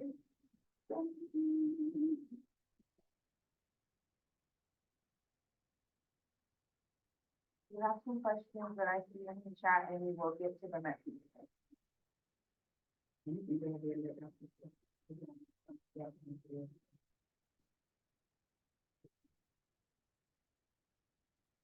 All right, thank you. All right, everybody, so we are going to jump right on in. Let me back to this now. There we go. All right, I wanted to give you a few, I felt like these were really, really alarming statistics as it relates to decriminalizing mental health that I think still is very important for leaders to understand. Something that we need to take into consideration as we're out here doing our community partnerships. So one is approximately 40 to 80% of incarcerated juveniles have at least one diagnosable mental health disorder. I see our President Ron King shaking his head. That is what he did in his past life before retiring his work with the juvenile justice system. Incarcerated mental health needs has continued to climb, okay, from the 20% in January 2010 to a staggering, look at this, 53% in June of 2020. These numbers are steadily going up. And what I always like to remind people, when we review statistics, it's important to know you all that these numbers are people. They're children. They're individuals. Okay? They're not just numbers. About 2 in 5 people, it is, who are incarcerated have a history, all right, of mental health conditions. 37% in state and federal prisons. Look at this. 44% still in our local jails. Hence, why we have to advocate and partner in our local communities. Close to 70% of females incarcerated have a mental health diagnosis. And these statistics came from our recent Ask the Expert, NAMI Ask the Expert. They brought some great experts from around the country to speak on this particular area. So that's where those statistics came from. How can we continue to support NAMI as it relates to community programming as leaders? Number one, be an advocate. We talk about that all the time, but we know it's essential that we advocate for individuals who've been incarcerated, people, loved ones that have individuals who are incarcerated. And so our advocacy helps to support decriminalizing mental health. What are some programs? Okay, the co-responder model. I'll talk a little bit about that. The Stepping Up Initiative, and yes, the Familiar Faces program. Also, attending Mental Health Day at the Capitol. That's how we advocate and support. We have multiple priorities that we address every time we do Mental Health Day at the Capitol. This is a way to help and partner with the community as well. Also, partnering with other organizations, hence the Georgia Mental Health Policy Partnership, partnering with other organizations that support decriminalizing mental illness as well. Attending these organizational events when they have specific events related to decriminalizing mental health challenges or issues or whatever those particular events are related to, you want to make sure that you're trying to attend as a leader. I am a Newton County resident, but Rockdale County already has in existence their Stepping Up Initiative. And so they have many events that support decriminalizing mental health within that community. I attend a lot of their events until we get ours up and going in Newton County. And I'll talk a little bit more about that as well.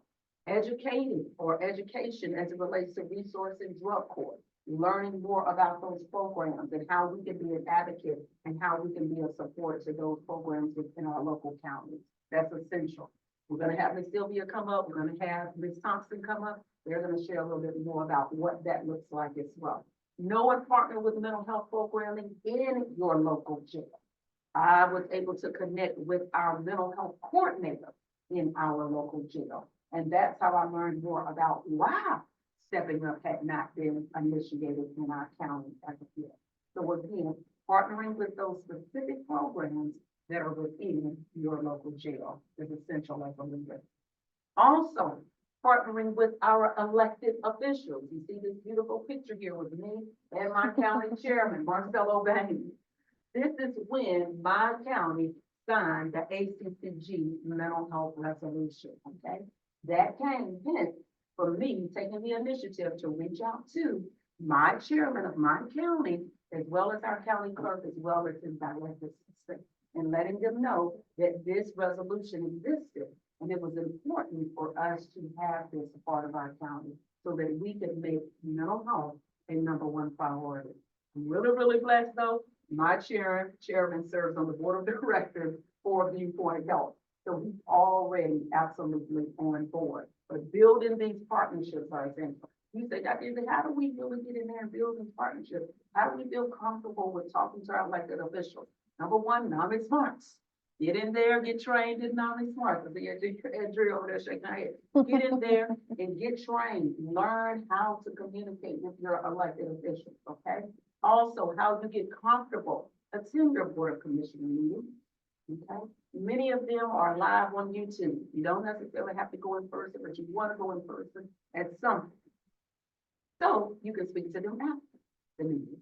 That is a way to start connecting with them as well. Also attend your city council meetings, okay? Attending your board of education meetings. All of those are ways that you can get to know these particular individuals in your county that are leaving your county and that can support mental health for young people as well as for adults. Moving forward, just wanted to share briefly about the co-responder model. Again, every county doesn't have the co-responder model initiated in their county. So this is an excellent opportunity to advocate, to be a leader, to support, okay? But if you don't know what the co-responder model is or how to get funding for it, okay, then it may be a challenge for you. So this is what the co-responder model is. It's a team. It's a team that consists of a law enforcement officer, a mental health clinician, a peer, and some counties even add an EMT, okay? This co-responder model, at one point, DBHDD had funding to help support counties to initiate this particular program into their county. I've recently been told they don't have that grant money right now, but there is grant money still out there. SAMHSA has a lot of great grants that are out there that counties can apply for. Many individuals don't know about this unless, again, they get this information. I'm blessed to also serve on the DBHDD Region 3 Council, okay, for my county as the only Newton County member. I was appointed by my board of commissioners to serve on there, but that's where I was able to ask that question because I'm there to advise our county commissioners. So I needed to know where we could get this funding from. So hence, a couple of board commissioner meetings ago, my sheriff came up, asked for funding, was able to receive it. We're now working on doing the corresponding model. Woo! Okay, so that's how this works. The Familiar Faces Program. Actually, this is a program that was initiated by NACO, that's the National Association of County Commissioners, as well as the Council for State Government's Justice Center. They partnered together to develop this Familiar Faces program where they can find out more about this population and what programming is necessary to help this population. What is the Familiar Faces population? These are individuals that cycle through mental health treatment as well as the jails and homelessness. Okay, again, so we know that these individuals really, really need support. Look at what the research says right here. Familiar faces often have complex health and behavioral health conditions that can result in overuse of these costly services without improving their situations and leaving communities paying for poor outcomes. So again, we need the programming to support these populations. Uh-oh, I'm trying to take it. Familiar faces, very critical. I was in that particular program for over a year to learn more about the data and the importance of making sure we develop programming to support. We also had several other leading stepping up counties who were in that program as well. So yes, great segue into what is the Stepping Up Initiative. Okay, the Stepping Up Initiative came into existence in 2015 as a partnership between the Council of State Governments Justice Center, the National Association of Counties, and the American Psychiatric Association. Our amazing CEO of NAMI National, Ben Johnson, he used to work for NACO, the National Association of Counties. He helped to found the Stepping Up Initiative. Okay, he was a part of that process. So that's very important. You need to know that as a NAMIan, okay, that our CEO helped to found this particular program. So it's very, very helpful. Stepping Up has provided counties with resources and tools to affect comprehensive, look at this, cross systems change. I love that part. That can address the prevalence of mental health and co-occurring substance use disorders and others. Community solutions, that's so important to understand. Again, stepping up, when you get involved in stepping up, you all, it's going to help you to create unique programming specific to your county. Every county is different. So that's one of the great things about stepping up as well. Lastly, just wanted to share a little bit, what am I doing in my community? I shared a little bit with you all about attending your local county types events or leader events. That's critical. That's how you learn more about what's not happening in your county and how you can be a support to your county. One of the key things that I'm working on now is incorporating and implementing the Newton County Stepping Up Initiative. I'm working in partnership with our county commissioner, Dr. Damon Mason, who is also part of the District 2 in Newton County, and mental health is this initiative. So that's something you got to understand when you're partnering with your elected official. Make sure mental health is one of their platforms, is one of their initiatives. They're going to work harder, they're going to be more supportive. Also, Dr. Damon Mason, County Commissioner of Newton County in District 2, was awarded one of our legislative 18 awards on today. So again, that's just in a nutshell what leaders can do to further work on decriminalizing mental health in your community. Hope that was a help to all of you, and we are going to move on now to Ms. Sylvia, Ms. Thompson. I'm going to ask both of the two of you to come on up so that you can share together. I would say 5 to 7 minutes or so. Come on up, and then we'll get both of y'all to come up together. And then lastly, I'll have Jeff and the lieutenant to come up together. Okay. Okay. You did not coordinate. That's all right. That's okay. She can share a little bit on hers and you can share a little bit on yours. Nonetheless. I just want both of y'all to be on up there, tag to me. Where do I? You're right, you're fine. Yeah, okay. I'll catch both of you. Okay, I'm gonna start. I'm Tommy. I'm the mom of a 31-year-old who lives with schizophrenia and is currently at Phillips State Prison. And he's been incarcerated for 12 years now, since he was 19. I'm gonna go through some real fast numbers. You've seen a lot of numbers today. The main numbers that I want to point out come out of the very current DOC reports, monthly reports. The U.S., of course, 5% of the world's population, 20% of world's prisoners. Georgia is about 50% white, 32% black. And in our most recent report from the prison, we had 51,002 prisoners. Of that, the shocking part, I'm going to drop down to the shocking part, 28,563 were black males. That's 60%. And those numbers are hard off of the last month's report. 60%. 13,204 of the 51,000 were level 2 through 6 mental health. My son's a level 4. That represents 26%. That's low. I'll guarantee you that's low. Those are people who have had actual interactions with a mental health provider. There are many that probably never got that opportunity. The reports, I've got a little article in the reports room. We are over incarcerating black males and people with mental health issues. That's the main thing that I want to point out today. You know, when we have these horrible prison conditions that have been pointed out in the AJC by Danny Robbins, who's a reporter, have these horrible conditions. We have all kinds of trouble coming out of it, and I'm not going to list all of those, but anybody that wants, you know, that full thing, I'll be right there. Quick story. My son was the victim of excessive use of force.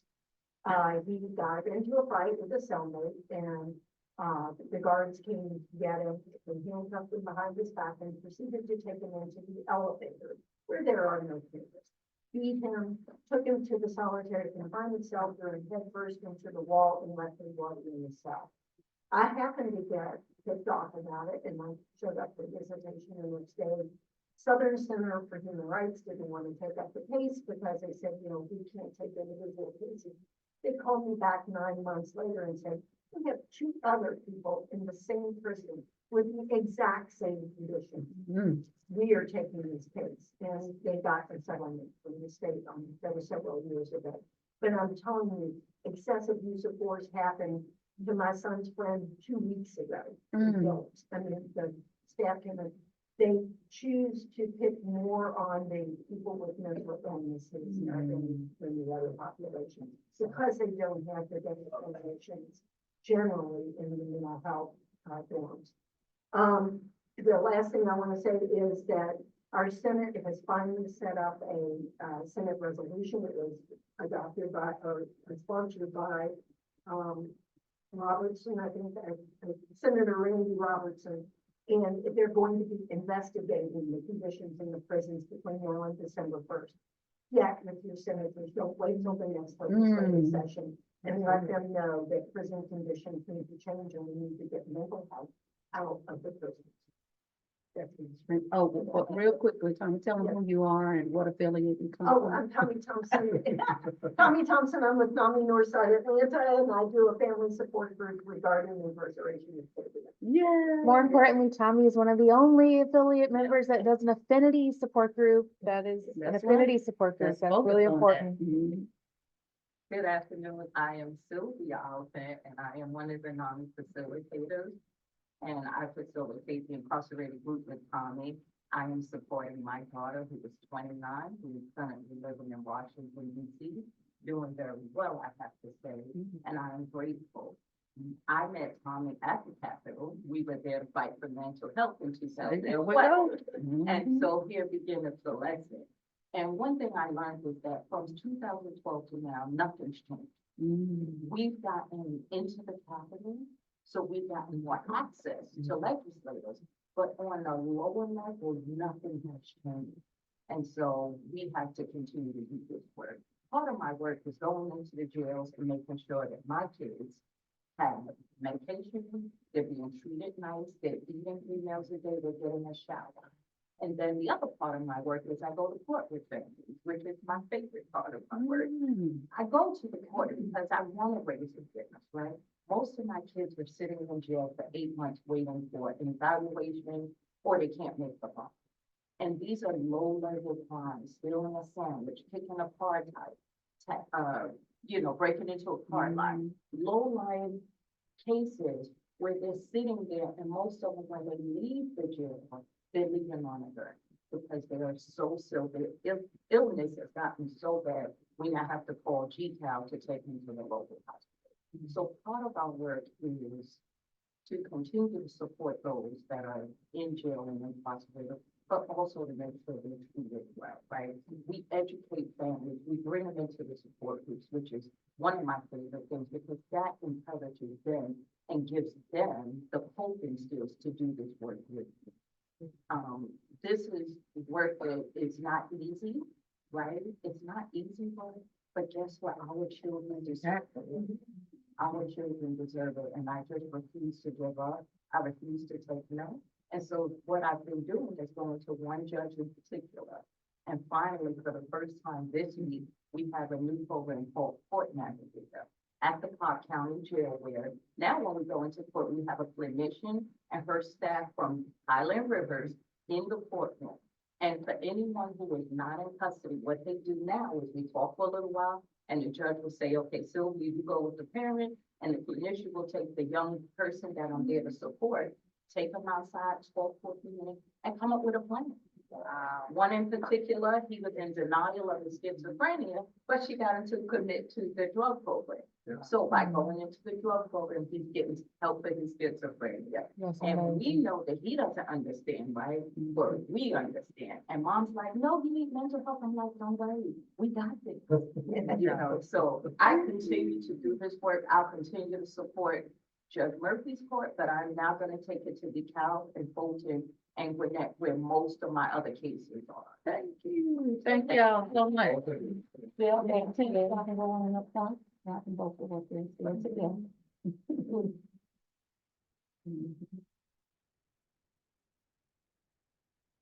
Y'all go on up there.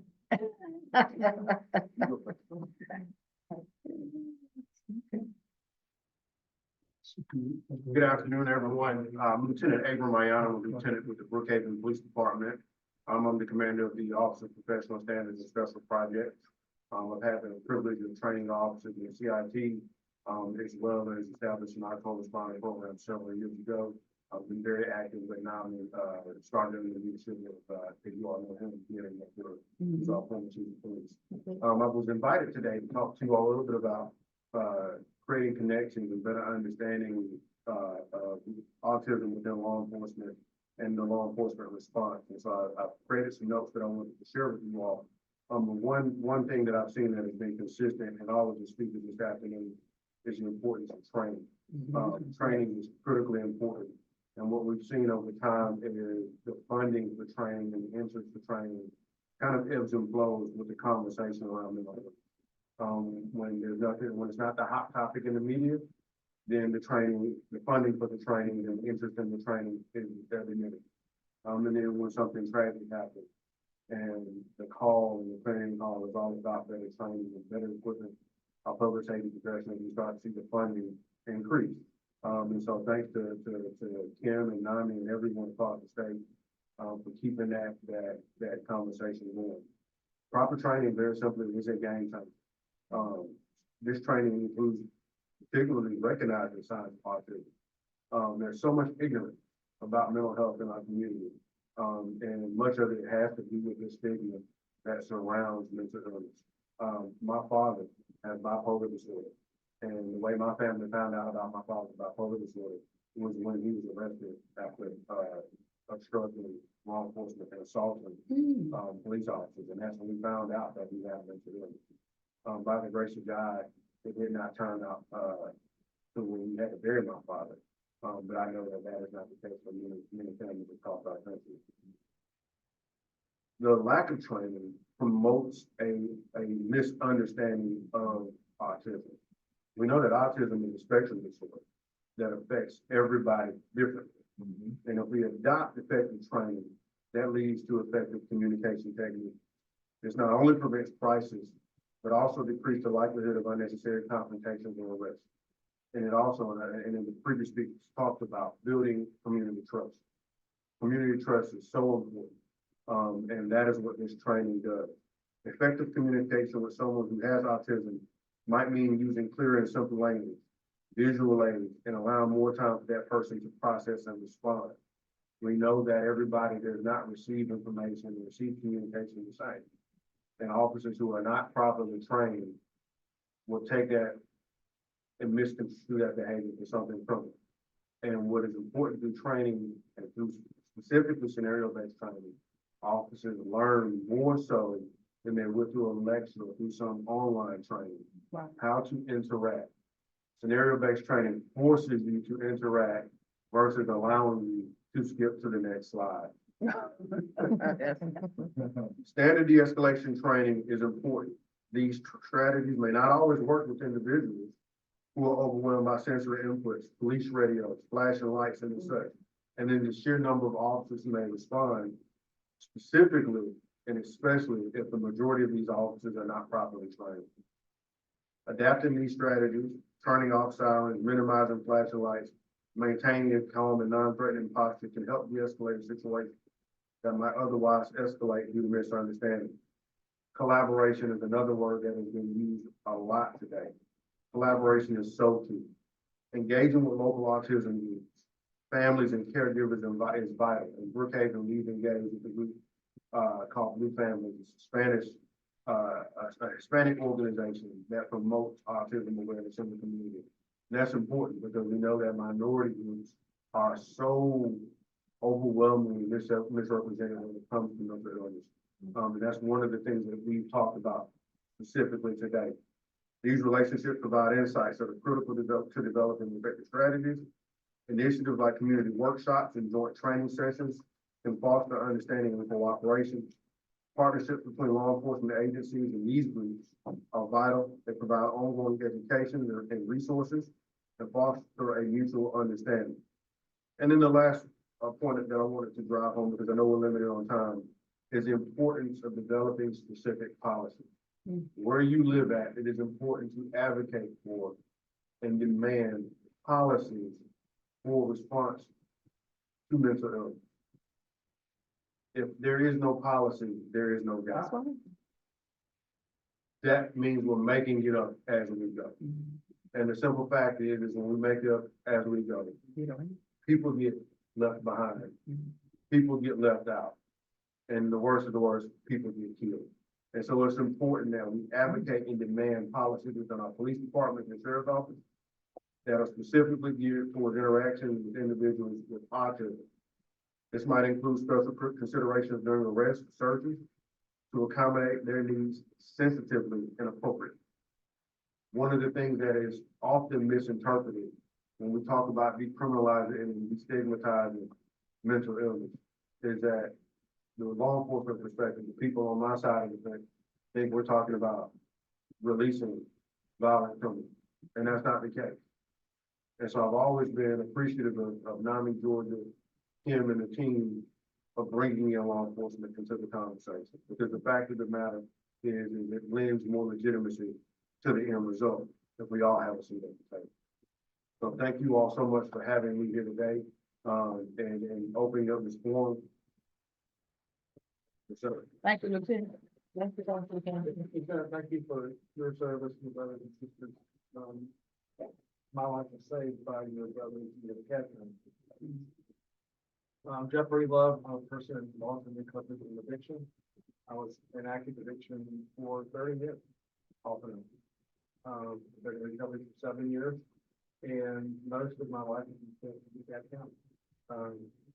And no doubt, having law enforcement in the conversation saved lives and was a crucial part of the ultimate solution.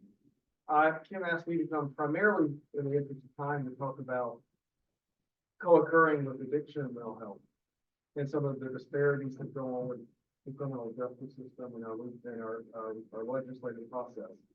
You know, I've been to the DeKalb County Jail from two different perspectives.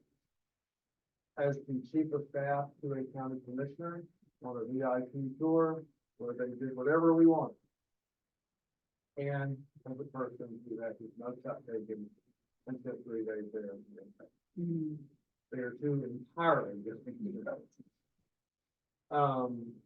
And you try, or I try, 7 years later to make the best of that, but it's pretty serious circumstance. And certainly some of my brothers and sisters have been incarcerated for decades. But for me, my story is I live on Google. The news stories, I didn't even get the anonymity part right. So it wasn't that I was famous and I got arrested, it was who I worked with, the elected official. But there's Google stories out there about the crackhead chief of staff being arrested. And I processed that on my treatment journey and my recovery journey. I couldn't just go to an AA or NA meeting to have anonymity, because if you met me socially or you were going to hire me and you ever Googled me, I had no anonymity. Yeah. Now, how does that relate to disparity? You know, to me, it's a combination both of the demographics of finances and race. It's really both. Folks that don't make a lot of money, working class folks, it doesn't matter if you're white, black, Asian, Hispanic, or the big four. And certainly we know that people of color also just have, we've seen the numbers today, have mathematically disproportionate sentences. But you're also looking at now an old white guy. But in the 1990s, I wasn't so old. I was in my 30s and I was the chief of staff to a member of Congress. But not just any member. One who was on the House Judiciary Committee, who shared Cobb County, Georgia with the Speaker of the House, and who was a former U.S. attorney, and who was asked to review the Clinton crime bill. and we're going through the crime bill. And we get to the section about mandatory minimum sentencing for possession of crack cocaine. This is 1995. And I'm like, oh, that sounds great to me. Put them away for 30 years. I was saying put me away for 30 years. Because I didn't want my boss to have any inkling that I was involved with this product called crack cocaine, but I was. That's how dangerous this disease is. Because I was willing to tell a boss, put myself in jail. So we have a criminal justice system that can save lives on the one hand, but it needs help on the other hand. Because when Jeff Breedlove in DeKalb County, Georgia, where we sit today also, goes to some, we'll just say place for diplomacy, and takes $100 or $10 or $1,000, it doesn't matter, I've had as little as 10, and goes to buy an illegal product. Sometimes the officer's gonna let me go home because the officer says, maybe personal privilege. They may also say, well, this is sick, but usually the person selling you the drug, usually on the front line, is just actually another person in active addiction. They're not the drug dealer. They're not the gang member. They're me.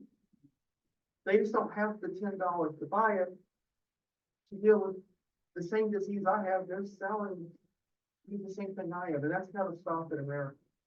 There's too many people in America and in Georgia and in DeKalb County that get sent into the criminal justice system when they have the same disease that other people have, and they have no business being prosecuted criminally. They deserve to need medical help. We've got to change that mindset among the elected officials, among the business community, among the law enforcement community, the district attorneys, and everybody involved in law enforcement. We've got to segregate people out of the criminal justice system and get them into medical treatment. And I argue that's pro-law enforcement. I argue that officers no more want to keep arresting the same person, putting their lives on the line for a situation that might develop out of a case that shouldn't be there in the first place. So we need to have an advocacy conversation at the national level and at the state and local level. Like, how do we, and I'll end with this in the time, I'm waiting for them to come rushing in the door here. They don't I don't see them. They're probably running over too. Right. Look, we passed in the General Assembly just a couple of weeks ago, a bill on fentanyl. And I testified about that bill, worked with the legislators on that bill. And initially, that bill did have mandatory minimums, and it has some very serious language that would make it really disproportionate. If you were even in the scenario when law enforcement came within the fentanyl, there was no discretion allowed to law enforcement. You were going to go away. We got all that really bad language out of it, and now there was just a lot of concerning language. But here's the advocacy reality that we all face, and I'm going to say it. Somebody's got to go to jail. Because mamas and daddies and brothers and sisters and spouses and sons and daughters are coming to the U.S. Capitol, to the Georgia Capitol, to the DeKalb County Board of Commissioners, to the Brookhaven City Council meeting, and saying, the Biden administration told me one pill can kill at the RX Summit. The DEA says fentanyl is in everything. If my son and daughter, spouse, husband, family member didn't want to die, it wasn't an overdose, it was poisoning. We're in an epidemic in this country where people are dying left and right from one encounter with fentanyl. And those family members who survive expect there to be justice for their loved ones. We've got to find that balance between the pain and hurt of families who lose someone to the disease of addiction with the longer term reality that people are getting punished criminally instead of getting the medical help they need. Somewhere out there's an answer. Like Dr. Izzy says, we got to show up at the local level first and demand those local elected officials to start the ball. And I'll tell you why, Dr. Izzy said that. when I was the chief of staff for a number of Congress, I can't tell you how much, and this is, I'm old, before smartphones, all jokes aside, before smartphones, they couldn't just text. So my member would sometimes get on the phone, but more often than not, he wouldn't be back until he was in the district, and he would go to an event, and he'd see the mayor, the council member, the chief of police, the county commissioner, and he'd say, hey, I'm hearing this. What do you think? I'm telling you guys that members of Congress, senators, and they ask local elected officials, what do they hear and what do they think? What's going to be, what do our people believe back at home? So if we're influencing our people at home, when they get asked by the people in Washington, they're going to have heard from us. And that's how we change this culture. That's how we change these policies. That's how we change these laws. And that's how we maybe get the General Assembly to all of a sudden appropriate $1 billion for a new type of healthcare system to divert people instead of going to the Cook County, Illinois, for Rikers Island. We gave California, Illinois, New York up there. But let's just talk about here. We can divert them from our prisons into some new facilities, and it's a win for everybody involved. So that's what I believe has to change with mental health and addiction folks. It's not, and I really will admit this, it is not an officer's fault. It is not an officer's fault when they encounter Jeff Breedlove at 2 o'clock in the morning in a situation where laws have been broken. Why is it not their fault? Because they have sworn an oath to a constitution of the taxpayers. They have to do their job. They're not policy makers. They do their job that they're told to do by policymakers. The policymakers are accountable to voters. So I want to say, sitting next to them, I didn't even know I'd be sitting next to them for today. They're doing their job. They're not the bad guys. If you want to blame somebody, blame ourselves for not being as strong the advocates as we need to be. Come to a NAMI meeting, study NAMI smart, get on social media, go to we're the voice, we're the power that will change the laws that our officers carry out. But they just have to do what they have to do so they don't get sued, so they don't get arrested for not following the law. So let's help our officers help us by changing that policy. Well said. Thank you, Jeff. All right, we want to get somebody to check to see if they're coming in. If not, we can take a few questions. Yeah, when Kim just texted me a picture of Dr. Patel, so I think they're still talking. They're still talking. Yeah. Question. The only one we had in the chat so far is why aren't all officers CIT trained? Lieutenant, you want to take that? You want to start? First and foremost, it is a financial piece. It's 40 hours training at minimum. So that 40 hours means that's a week that you don't have one officer. Yeah. Sure.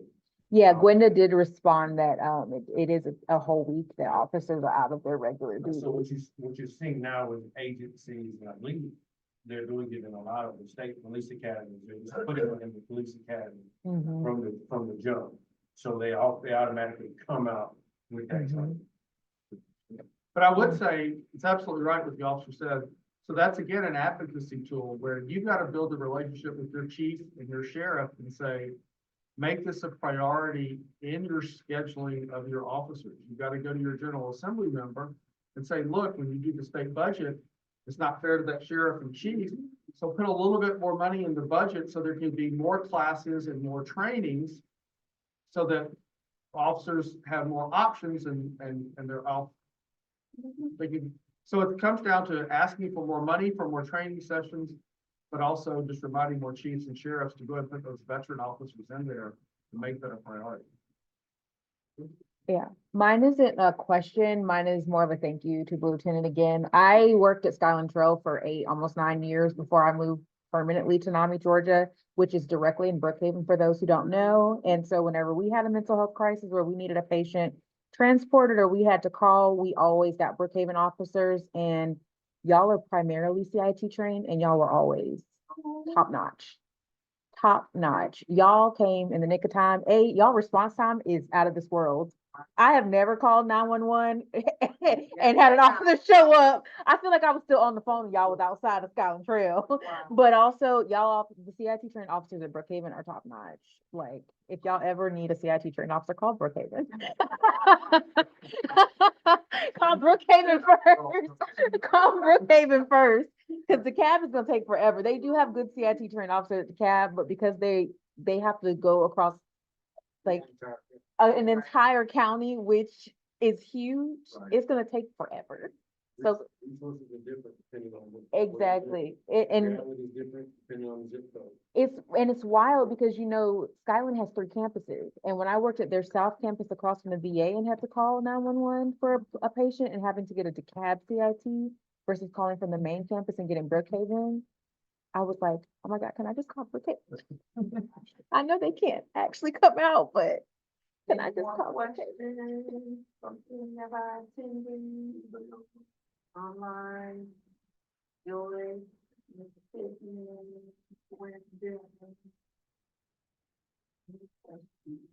we must have been great. Yeah. So it's really, is it gonna be wrap up? People are gonna come- Yeah, they're gonna come back up here and then we're gonna close, yeah. And I assume that people will be let out of their boxes online too, going and wrap up. Yeah. Yep. Okay, well, we will take a little 5-minute break here. You all don't go anywhere, Justin is gonna bring everyone back from the whole, because we're gonna do a closeout together. But Kevin, I was hoping your girls were gonna speak, No. to talk to us about what it's like. What it's like living with daddy. They are so sweet over there, well mannered, see.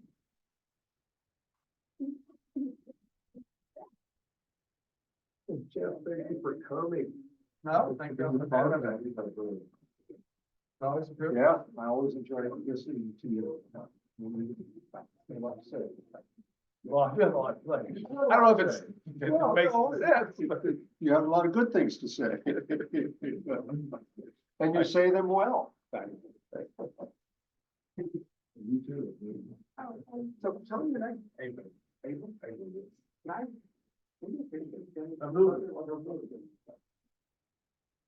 Yeah, so you're.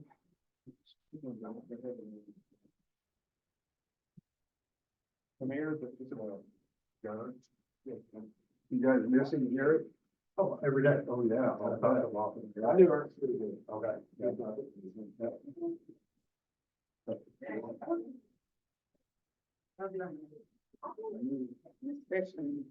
So your girl's gonna be a police officer when you grow up? Absolutely.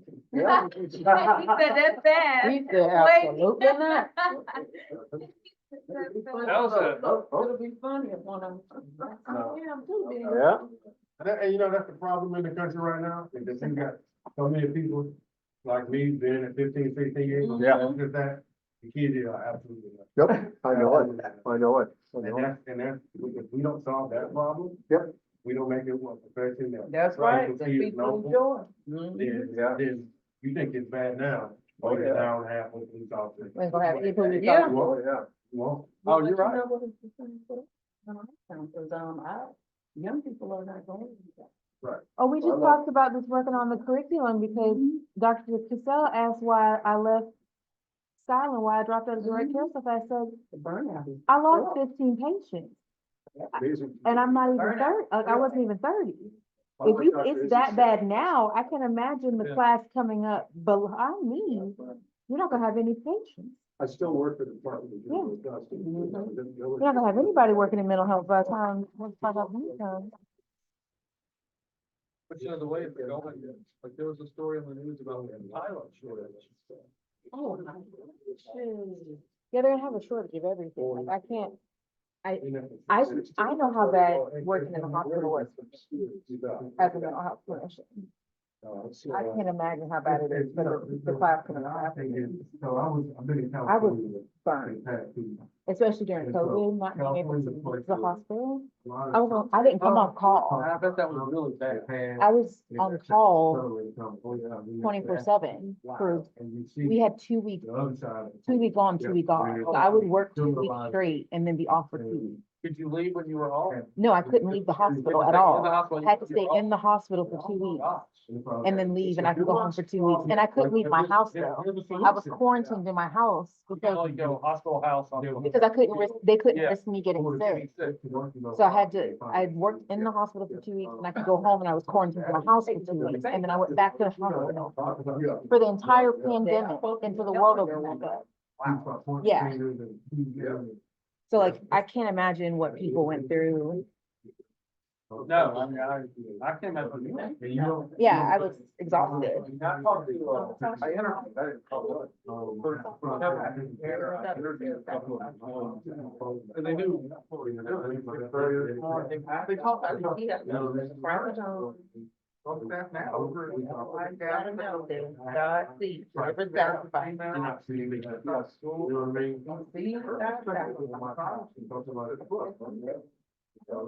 I'm a nurse and I say hospital. Well, I make the same as the nurse, I say hospital and know that.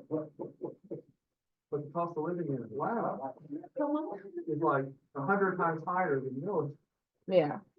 She's like, I want to be a nurse, but I read this teeny tiny thing with roommates, I can never go do anything, because all my money goes to cost of living. And you know, so she's like, I'm not saying they're getting rich down there, but it just costs, they have more to spend. And that's made me worried about our workforce, especially for behavioral health. It's like, if we don't pay the workforce enough for the going, their quality of life, even just from that, we're gonna lose the workforce. Yeah, and sadly, the cost of living wasn't even an issue because I made more in the hospital than I did here because you get paid for every second you're on the clock. Yeah, I mean, I never clocked out. When I worked 2 weeks on, 2 weeks off, I didn't clock out for 2 weeks. That's insane overtime. Right. Because the second you hit 40, it's time and a half. So I hit 40 the first week I'm there, and then for the entire next week I'm getting paid time and a half. So I made more than I make here now over the pandemic. I'm sure the IRS thought I was doing something sketchy that entire 2-year period. It was just, I had no quality of life. Like, how do you work for 2 weeks and then I can't leave my house? I don't think you have quality. I can't, what do you mean I can't leave my house? Like, I literally, it was in our contract, we had to get groceries delivered. Like, we were not allowed to leave our house. I'm not, that's extraordinary. Yeah, so when I got COVID from my job. When I got sick, yeah, I got COVID at work. Well, I found that Jack got it fun. Because we thought it wasn't funny, we didn't think it was something at all. But we think in hindsight, the young 20-something-year-old college football player that's in great shape, did it twice, and you see old people and cat everything. Yeah, the first time I got it, I got the OG COVID, as I say. I got the 2019 COVID. I didn't have to. None of us got it. 66666. I wouldn't even remember this. I was reading focus on it. But there were like 5 or 6 members of the assembly that got very sick. And one of them, Bruce Thompson, he very nearly got it. Yeah, I mean, when I did get sick, I was out of work I ended up at Emory, and I was out of work for 2 weeks, I want to say. I did get really sick. But I mean, I kind of figured I would, because I don't have a great immune system, so I was trying not to get sick at work. The squad has it planned out, and it's tragic, and it's nothing I think they do, it's immune system, or whatever, I don't know. But right now, today, Bruce is in office, the insurance, the labor And he shared publicly with everybody with this value presentation, and probably make it. And I'm thinking that probably 4 years ago, you thought it was already probably compromised, and then you are, rather than a 7 years ago, they're keeping it on the top. Mm.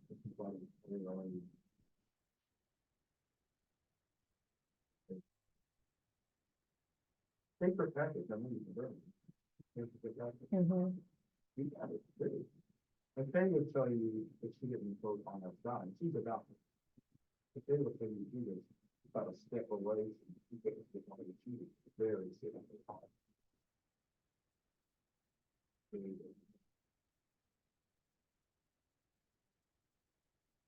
Yeah, so pretty healthy after that, but yeah, it was pretty, I mean, I was down for the count, then finally went back to work like in February or something, and I finally got it. Um,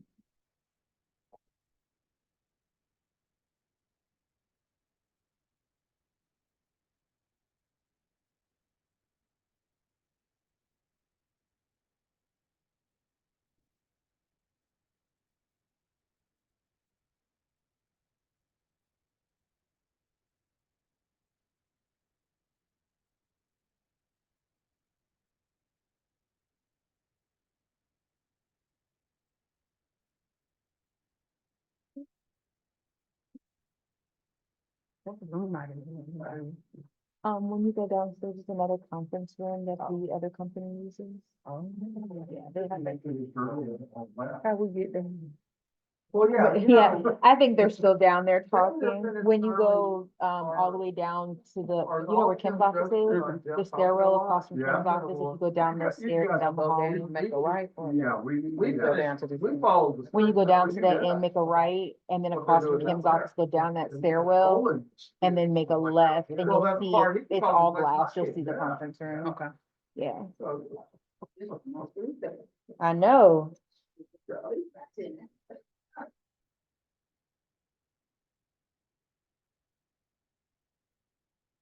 Now, y'all know with Wendell, Roland, and Dr. Patel, they was gonna go longer than us. They talked about me, but somebody's looking at me and says that.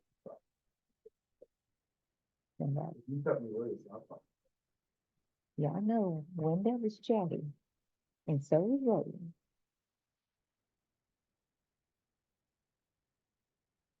But it is funny, because I know, like, I'm giving a seminar in August, it's 3 hours long, I've been walking my dog last night, this one I've been a lot, and I think to myself, it's just supposed to look up, yeah. And 3 hours, it's a long time even for me, right, 3 hours, yeah. Yeah, they're gonna get an extra break. I wouldn't know what to do. I need to appreciate that, so I, always done workshops, you can break it out and see practical things. Well, that's what we're gonna be. Yeah, you know that, but, teach a class at the University of Oregon, and show up every week. That a lesson plan, it's like, I always thought I had a lot to say. And I always resented professors who had students do the work like a group project and you all present. But they don't understand. I understand that at first. Yeah. Maybe I'll still hear the little later. Remember, yeah. So I already posted everything that Kim sent me today, except for this. I don't know if you got any pictures of what went I on. just took a couple. Yeah, I didn't post anything about this, but Kim sent me everything else from today. What about this? Tommy distributed to us. I didn't post that. Okay. Yeah. It's got a bunch of links in it. She kept on saying, you'll click on the links, but I kept going like this, and the links didn't work. Yeah, I didn't get any of that. I didn't, but I did, Kim like text me a bunch of Yeah. photos Well, from they sent today to me- They post. sent me one this morning. And I scheduled that. They told you that I did But get that. I- So she didn't send you anything else. She texted me. Yeah, she texted me the rest of the stuff today. So if you took any pictures from this session, I didn't post this. If you want to schedule it for me to approve Yeah. on Monday, I'll Yeah. do that. You gotta do a follow. Yeah, but you won't have anything else from this weekend because she texts me to do everything else. Tim texted me, are they done? Yeah. I said, yeah, I've been done for a while. So we follow, so of course we're done, we follow the rules, there's a structure, there's a schedule, you know. Justin said 2:50. We've been done. Thank nothing. Okay, I'm gonna label this one. I'm sure Justin is down there like, oh no. Okay, I'm gonna schedule this for tomorrow morning and then all the posts that I have will be done. You know, the point is, we ended up getting a lot of, you know, like, oh yeah, cause I was all of it. I mean, that's what I thought, I had, you know, well, down here in South Valley, it was pretty good. Yeah, because she had me do like the sponsorship thank yous today. I got those done, and then again, all the posts that she texted me while I was sitting there today, I put in for today and tomorrow. So the only thing that needs to be posted like for either tomorrow or Monday is this session. I didn't post anything for it. I'm gonna get. How many members are, well, there was the board members from the earlier. Yeah, so the board members we got.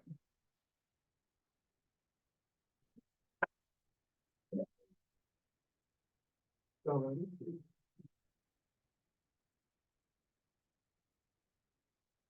They're back. This is back. Back again. I see you, Wendell. I see you. Y'all have a good session down there? Y'all have a good session down there? I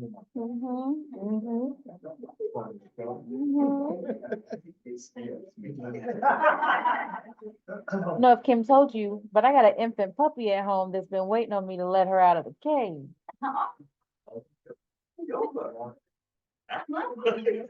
My puppy. TikTok. TikTok. TikTok. She's only 4 months old. She's ready to get out that crate. Kim's met her. She's very cute, but she's ready to get out the crates.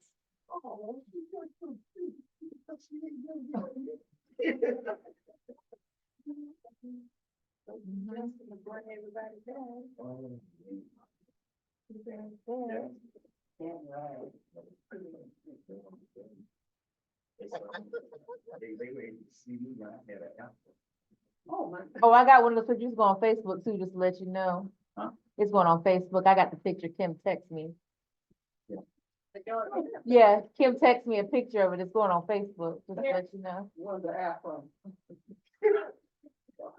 The Wendell Afro is going on Facebook, just to let you know. Wendell Fro. The Wendell Fro is going on Facebook and Instagram, just to let you know. If I can figure out how to format it, I'm putting it on X too. You just wait, and I'll make sure I tag you. I love. Yeah, I'll make sure I tag you too. Oh.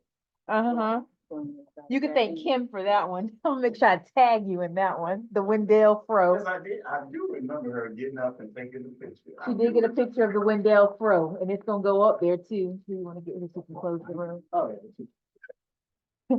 You say why she did you? She couldn't resist you. All right, DPI team. Yeah, no, we're at the Wendell Fro. Want us to come up? Oh, yeah. I said the program, thing, because they see. It's so cute, I looked at it, it's really-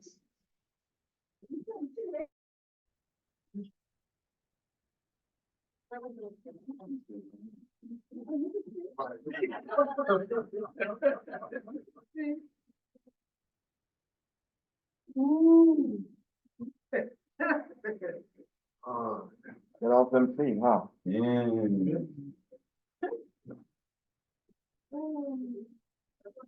So Dr. Purcell, I said, I knew he was going in the house, and Dr. Purcell just makes himself so distinguished. And so I had to get The distinguished gentleman there. I tell you, the one and only. I'm glad that you're in my life. I can tell you that, so. I'm so glad to have you in there. No.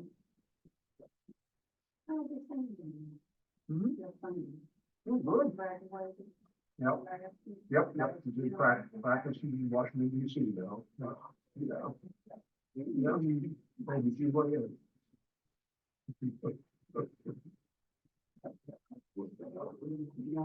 All right. Possibly they will be waiting on it for what I understand.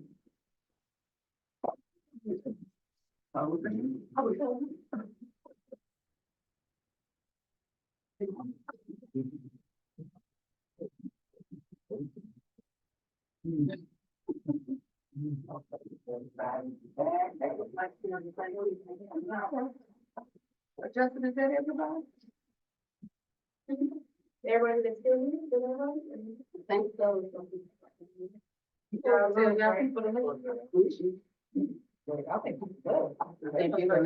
Yeah, I think we might have taken too long to close the break rooms. People might have thought, no, there's still 5 people in there. That is funny. That first part, you think, God.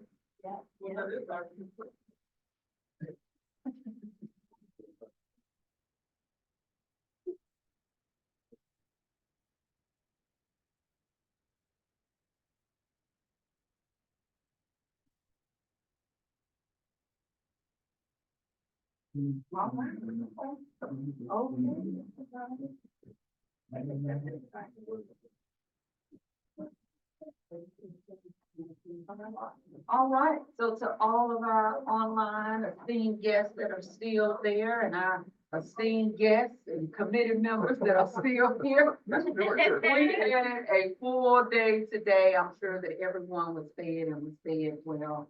So we just want to thank everyone again for your attendance. And we want to thank you for continuing to support NAMI in all of our programming, and all of our DEI efforts and advocacy efforts as well. So we are going to get ready to say goodbye. But first, again, I want to thank all of our committee speakers again. And I want to give them the opportunity to share any last 5-minute words that they would like to share. But I think we accomplished everything that we wanted to accomplish on today for this historic diversity, equity, and inclusion committee. Well, what I'm gonna say, symposium. Comment. I will allow my esteemed committee members to share a little bit to close us out as well. But again, thank you all so much. Thank you for believing in my vision and in my leadership. I greatly appreciate.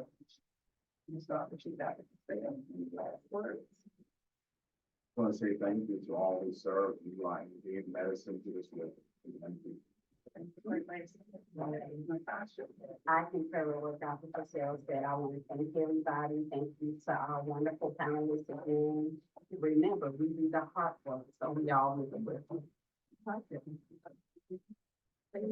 As my mom told me, never allow your diagnosis to define who you are. You are a person with heart, with mind, with soul, with being. And in that, thank y'all for allowing us to come in today, share hope, strength, and this experience with you so that we can help you in your journey. And know that we all are on the journey. But it really does feel good. You got people who walking with you. So thank you for allowing us to come and share a little bit. And just a reminder, whenever we're doing justice, diversity, equity, and inclusion work, that is work that means that sometimes we have to be comfortable with being uncomfortable. But again, when we do this work together, it can again help to make us comfortable in pushing the needle forward. So with all that being said, thank you. And we're gonna start.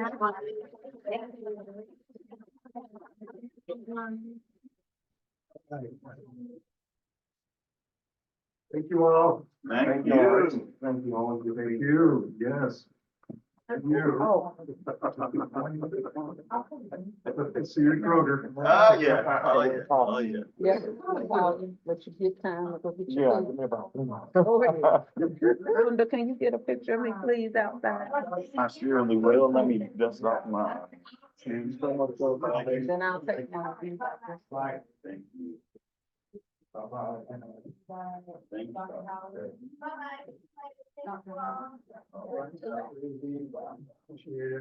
Thank you all. Thank you, girls. Did you sign this? No, I'll get you down. Okay. You have to get. He came in, he came out. Of course, thank you. Bye, thank you so much. Thank I you. don't remember the brother. Miller, she's. And I got the two ladies sitting here. Yes. What was her name, Dr. Who's with the pharmacist? Was it Dr.? Yeah, I was Dr. Okay.